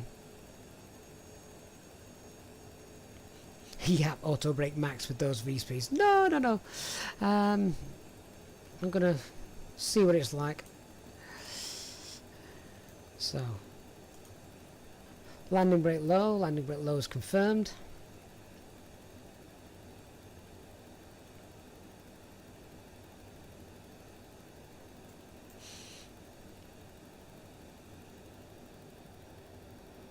So you can see we've got this very strange little loop going on just there, which I don't know what that's all about. I'm going to have to start to slow us down a little bit more. Actually, we're not doing too bad. We're about 70 miles away from where I want to be at 5,000 feet, so I'm going to put that back to where it was. Seems to be following all the autopilot commands that I give it, so that's okay. So I've suggested a approach speed of 160. Digital has just said the minimum is 137. I'm not touching that.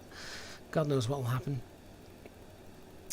Captain Turner, what's my frame rates on average? Anywhere between, it all depends on what you're flying, of course. I'm actually, strangely enough, I'm getting much better frame rates in this than the A320, just because of the amount of power the A320 fly-by-wire requires.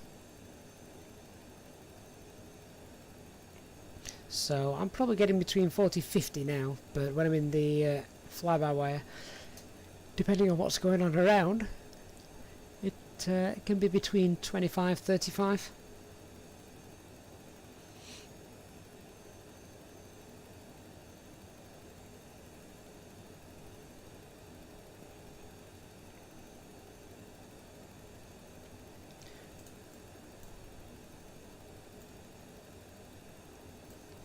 Now, I'm going to guess open descent is still not working either. Let's start to roll that speed back. We've just passed, actually we've just passed flight level 290, and now I can control the speed using knots.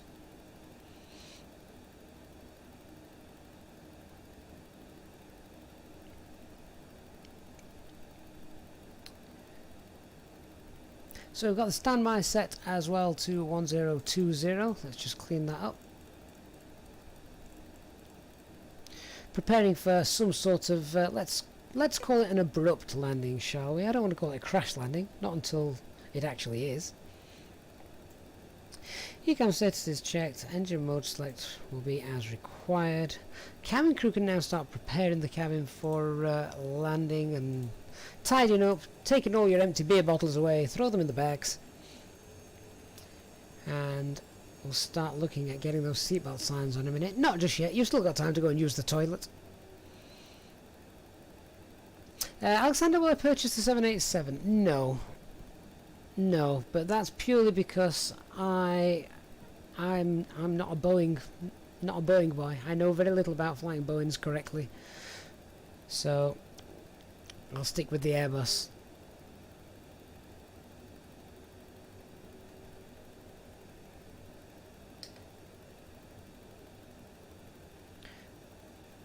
So the weather that we were getting regarding those clouds quite low down and visibility of about 7 kilometers, doesn't look like anything like that here, but we're still about 70-80 miles out.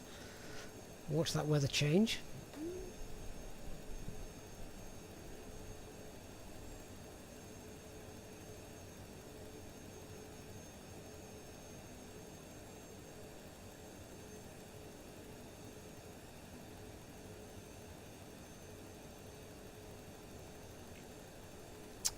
Kumar, why is the speed tape red? Purely because it's bugged and it has no idea what what the actual limits of this aircraft are. Think of it this way. It's got the A320's brain in an A330's body. So all of the speeds that it's used to, all of the weights that it's used to, are just completely out. We're weighing 100 tons, where the A320 is more akin to 60 or 70 if it's really fully loaded tons. So it thinks the speeds are all completely out of whack.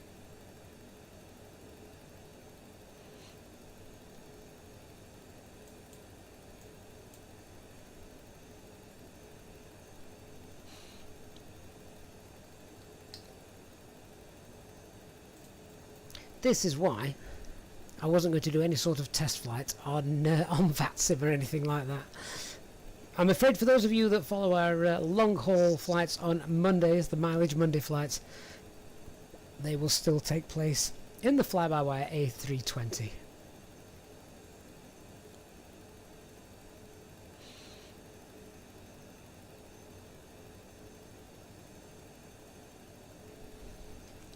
Ceylan, when will I do an MSFS 20 giveaway? When they give me a copy to give away, I guess. I don't need two.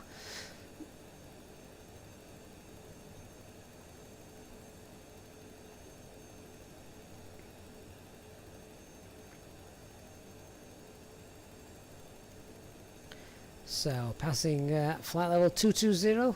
Are all my passengers, are you all safely returned from the toilet, the fridge, and ready to be strapped in for what could be one of the worst landings we've ever seen on this channel? And we've had a couple.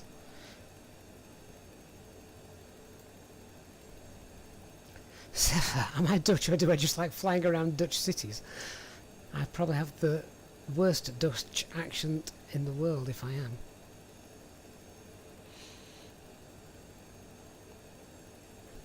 Anthony, good evening. What's the ruler for? Don't blame me. It's the computer that's bugged, not me.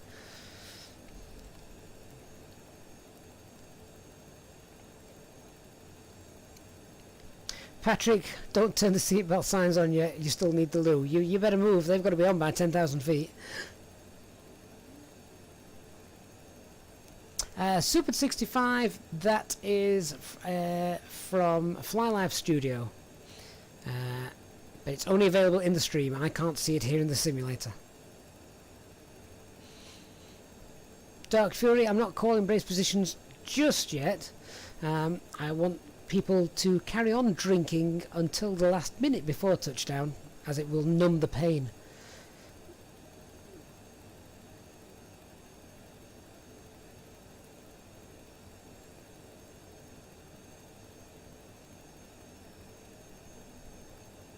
So, passing flight level 200.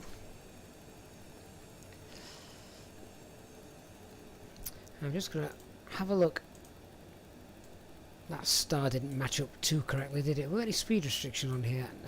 Only 250 below 10,000 feet, but that's fine. That's as normal.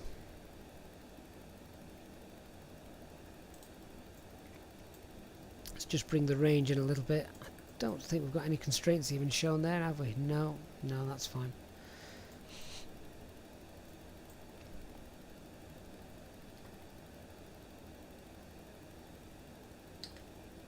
So, just making note, we have just hit a USR point, the start of the STAR, the standard arrival route, so the aircraft could do some silly things unless we keep an eye on it to make sure that it doesn't.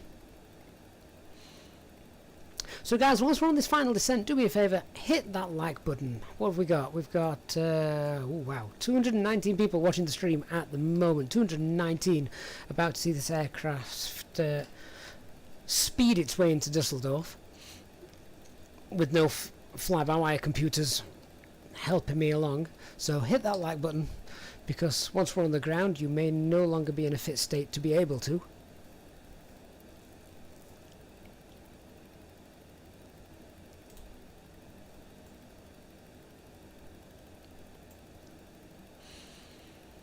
So pull some spoilers out. Want to start slowing that aircraft down a little bit as we're coming up on 10,000 feet. And I don't know how well the spoilers work or don't work. Can we have a quick look? Can we see them from here? Oh yeah, there they are. Look, there they go. That's quite neat.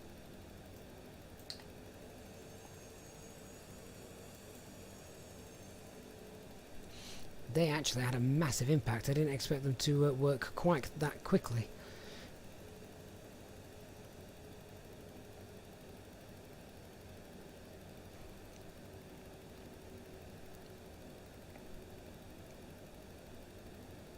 What will be interesting is once we get near to the ground, obviously because we've got the red speed tape, which, if the computer's working properly, they should be screaming stall, stall, stall right now.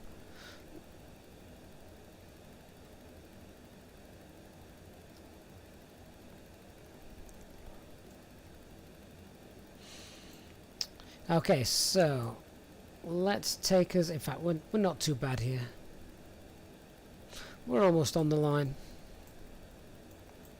For a modded aircraft, I'm happy with that.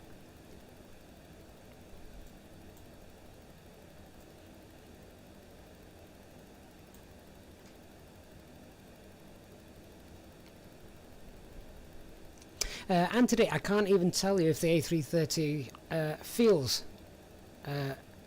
anything like the real aircraft, because I've never been in an A330 simulator. And it certainly wouldn't be easy to tell without the use of the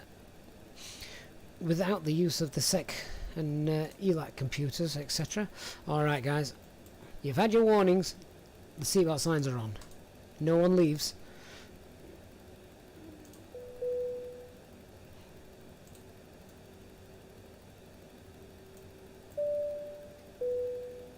Ladies and gentlemen, the captain has turned on the seatbelt sign. Please fasten your seatbelts as soon as possible. Thank you. Okay, let's run that approach checklist. So, minimums are set both sides. Engine mode select is norm, and if we had an electronic flight bag, it would be stowed away.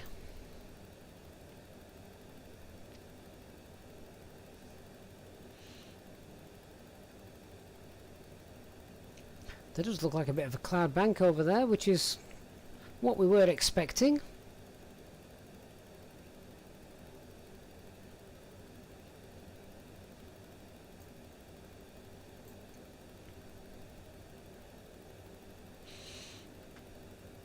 It's just starting to bring us around now to the right. Did any of the eCam pages work, actually? They've now fixed, haven't they, the electrics page? That now works, so that's pretty neat.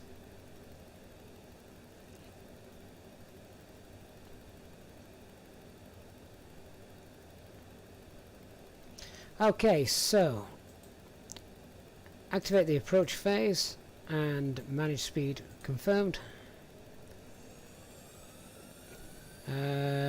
Oh, that shouldn't happen. Alright. Let's reduce that manually, shall we? Oh boy. At this point, it should actually start to slow the aircraft down, not be speeding us up. That definitely shouldn't happen.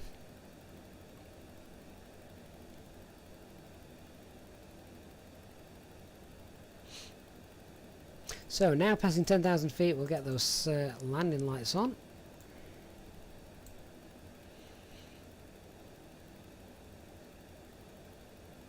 And I'm actually going to go in selected heading mode now, just to maintain that, because then this is actually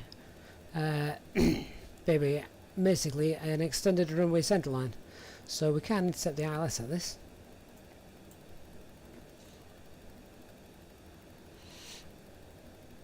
And because those engines spooled up, we've broke the 250 knot rule.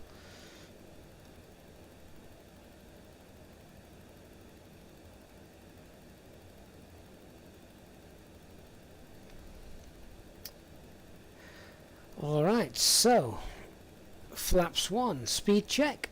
Flaps 1.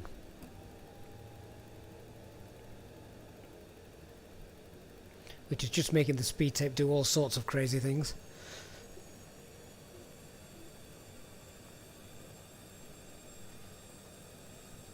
Why on earth are the engines spooling up? Come on, I'd appreciate it if we got down to Our platform altitude. The platform altitude, where's the intercept point? What was the waypoint for that? It was Metma. How far are we away from Metma? That's the next question. About 6 miles away. Boy, we're going to have to get down. Let's pop that landing system on. Yeah, this isn't going to be the smoothest approach in the world, is it?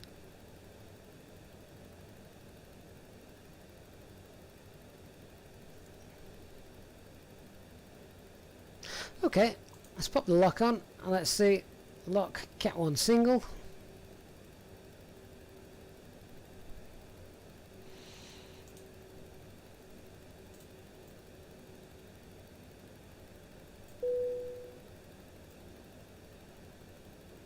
Cabin crew, about 15 minutes to landing. If you can prepare the cabin, thank you.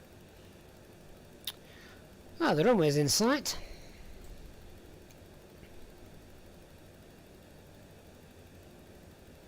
Why are we at... We were holding there. We were supposedly descending at 2,000 feet per minute, and the altitude was actually holding.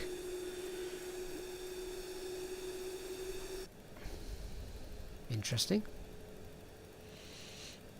We're well above. We are absolutely well above the height. So, evasive action. Let's get that landing gear down.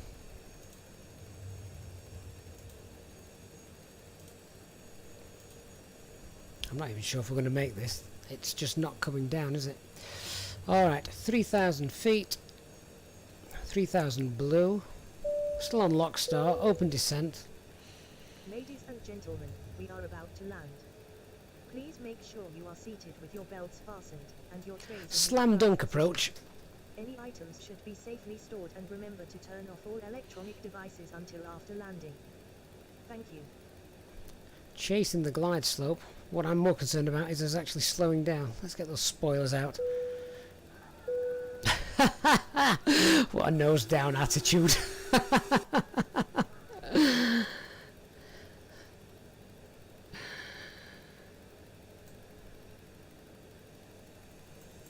We're still chasing the glide.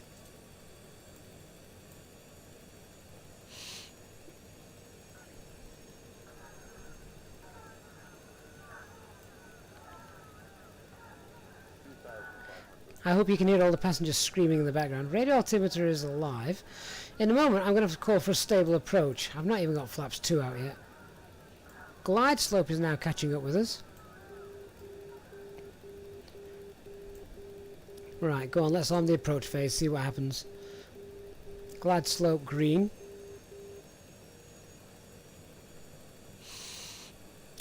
Flaps 2.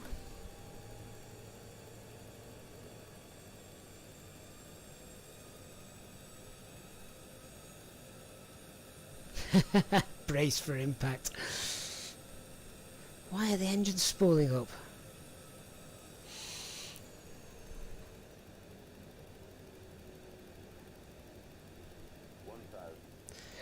Oh, I'm too used to the fly-by-wire. I'm too used to my aircraft doing what I expect it to do.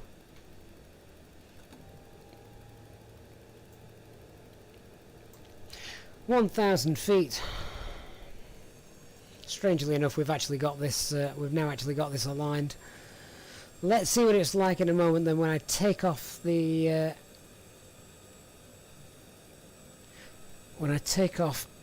autopilot, those engines seem to be spooled up far too much for me. Okay, guys, I'm going to disengage the autopilot and see what happens. Right, autopilot disengaged. I have control. 500.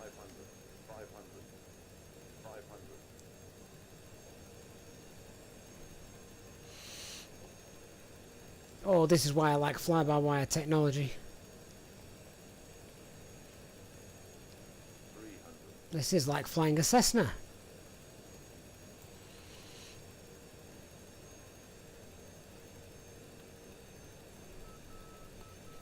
Can you see it bouncing up and down? There's the displaced threshold. Doesn't want to get down. There's a big ground effect in trying to get this down. 40. 30. does not want to come down.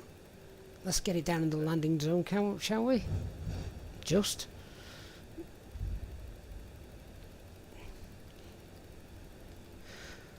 Oh, well, we're down. No one died.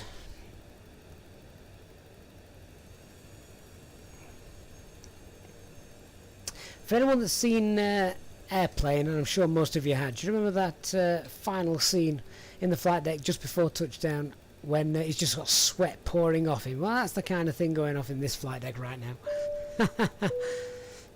Ladies and gentlemen, welcome to Dusseldorf. The local time is 16:24.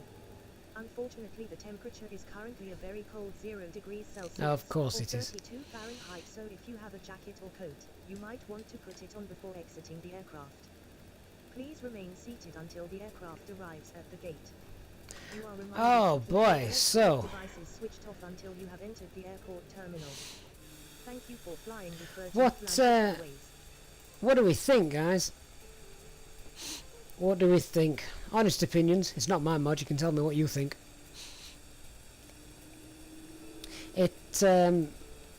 One of the things, the biggest things I noticed there, whilst we were when we were coming in, was I know for months and months we were fighting with a ground effect, weren't we, on trying to get the aircraft to actually touch down and not fly away. Well, I had the side stick pointed perhaps half down there, trying to get that aircraft to come down. That was the biggest thing that I noticed. So do me a favour, guys, if you are going to just leave the stream now, hit that like button on your way out. That would be really appreciative if you can. And of course, if you have enjoyed what you've seen today, not what you've experienced, but what you've seen, then please do consider hitting the subscribe button as well, as we normally fly a lot more realistically than this. But yeah, I think in all fairness I'm going to have to wait. I'm going to have to wait, and I'm going to stick with the A320 fly-by-wire, because that is just something else. The biggest thing that puts me off this, a little bit of the control dynamics on landing, and I can't be doing with that speed all over the place. Controlling the speed is an art form, and when you've got an aircraft doing that to you, you've got no chance. So, excellent. For a freeware mod, you have to remember that it is freeware. And getting the freeware A320NX fly-by-wire flight deck in there is also freeware. But as somebody who likes to fly as realistically as possible, I'm afraid just at the moment I'm going to have to say I'm going to stick with fly-by-wire's A320 for now. Right, okay. I didn't do any of the landing checklists, so never mind. We've just blinded all the ground crew. Turn those strobes off. Turn the taxi lights off.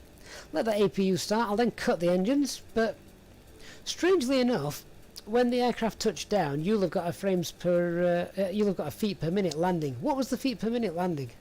I don't get to see that because it's part of the banner, which I can't see. So if anyone can remember what the feet per minute was, I'd love to know what it was. 99, seriously. Oh well, I don't feel quite so bad now. That could have been a lot worse, couldn't it? Alright, so what I did do was record the landing. So should we see if we can have a look at the replay, guys, without it all breaking? Let's try, shall we? So let's go and have a look and see if we can replay that landing. So let me just select load here. Make sure we select the correct file.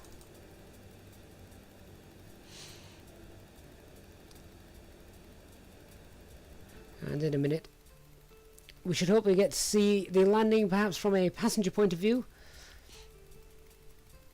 Outside, spot camera, etc.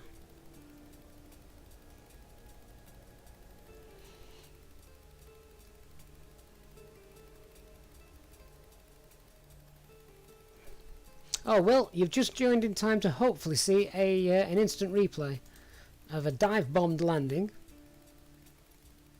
If it works. Oh, I appear to be in the middle of a field. What's happening there? It didn't work. I'm having some real... Do you know what? When I first got this... Oh, why has that come up? The logbook. Continue that. When I first got the flight control replay, it worked absolutely fine. For the last few times I've tried to do it, it's just spawned me into the middle of a field and broke everything. Oh, hang on. Hang on, I may have spoken a bit too soon. Oh, here we go. Here we go. Let me get rid of self-loading cargo, otherwise those passengers are just going to be screaming forever and a day.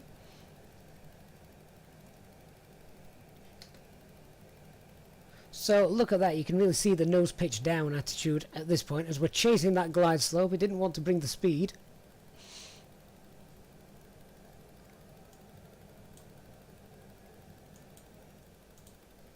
At least we can sit and enjoy this now for a moment.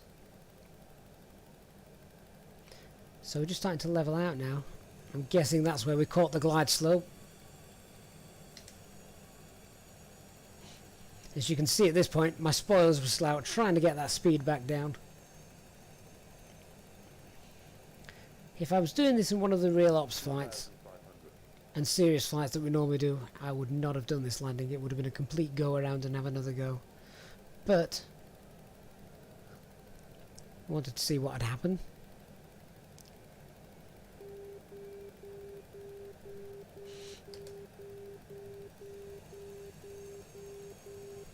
So I think at this point we were starting to stabilise a little bit, weren't we? I can't tell, the screens aren't actually turned on. But we'll have a look at how it appeared from a passenger perspective. We can also then go and have a look outside as well. Once the replay is loaded, it's very easy to hit the rewind button, so that's quite nice. 1,000.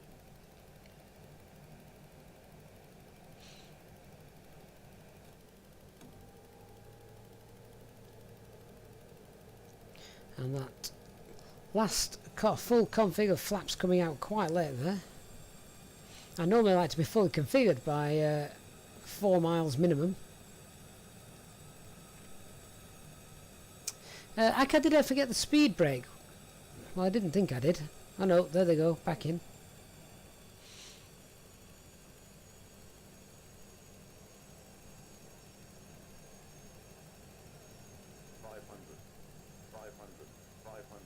There's the radio altimeter just bouncing off of buildings below us. 400. 300.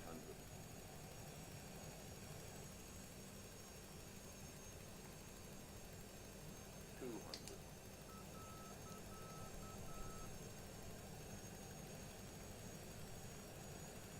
So I'm just sat here watching this with you guys, enjoying the view. 50, 40, 30, 20, 10.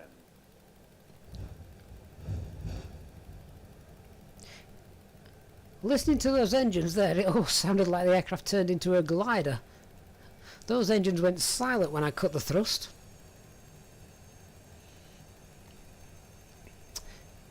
Hinsey, does it feel different to flying the A330? Oh, very different. Very, very different.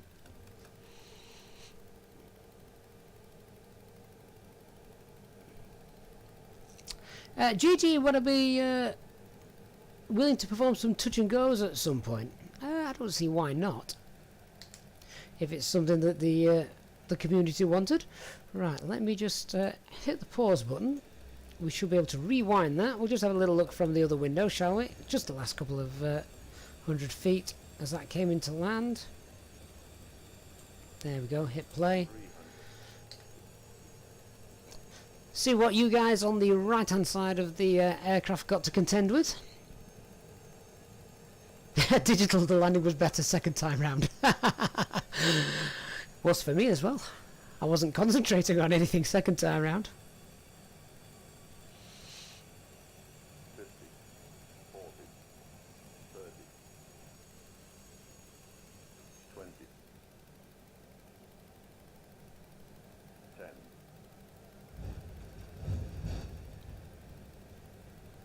From that perspective, didn't actually look like a bad touchdown, did it? Which I'm mightily impressed with, given the given the approach and the overall handling of the aircraft.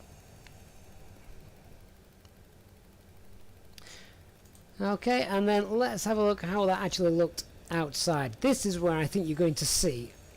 This is where you're going to see me fighting to actually try and get the aircraft down.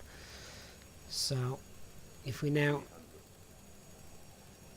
zip outside, that approach speed still looks very fast to me.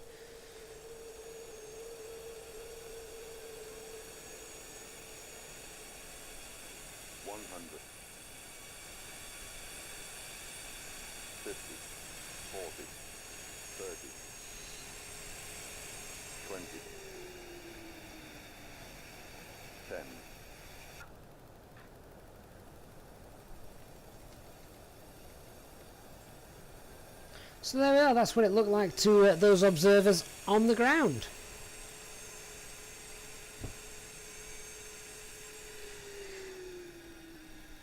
Alright, so in conclusion, would I fly this aircraft? Seriously, no I wouldn't. There's just too many things that I can't do to make it a real world flight experience. And those of you that are familiar with the channel will know that that's what I'm all about. So I'm going to leave you with one final replay from the flight deck for this flight, but I can just say a big thank you to all of you for watching tonight's stream. Thank you to all of you in the chat. Please do hit that like button on your way out. It's free, of course, and I would love to see those numbers rise up, and it helps with our YouTube rankings. Thank you very much to all of you in the stream tonight. Thank you to everyone who has subscribed to the channel as well. Really do appreciate that. If you're new here, please do consider subscribing for more content to come. And of course, a huge thank you and good night to all the Easyjetsimpilot members. You can now join the channel as a member for extra perks and more details by hitting that join button. Of course, join us in the Discord server as well, where we've got a great community helping everyone that has any questions, obviously myself in there as well. So I'm going to leave you with one final replay. Hope you've enjoyed that experience, and I shall see you again. It will be Saturday evening for the next stream. No stream tomorrow, so I shall see you for a live stream again on Saturday evening. Good night everyone, and I'm going to leave you with one more replay. Bye bye.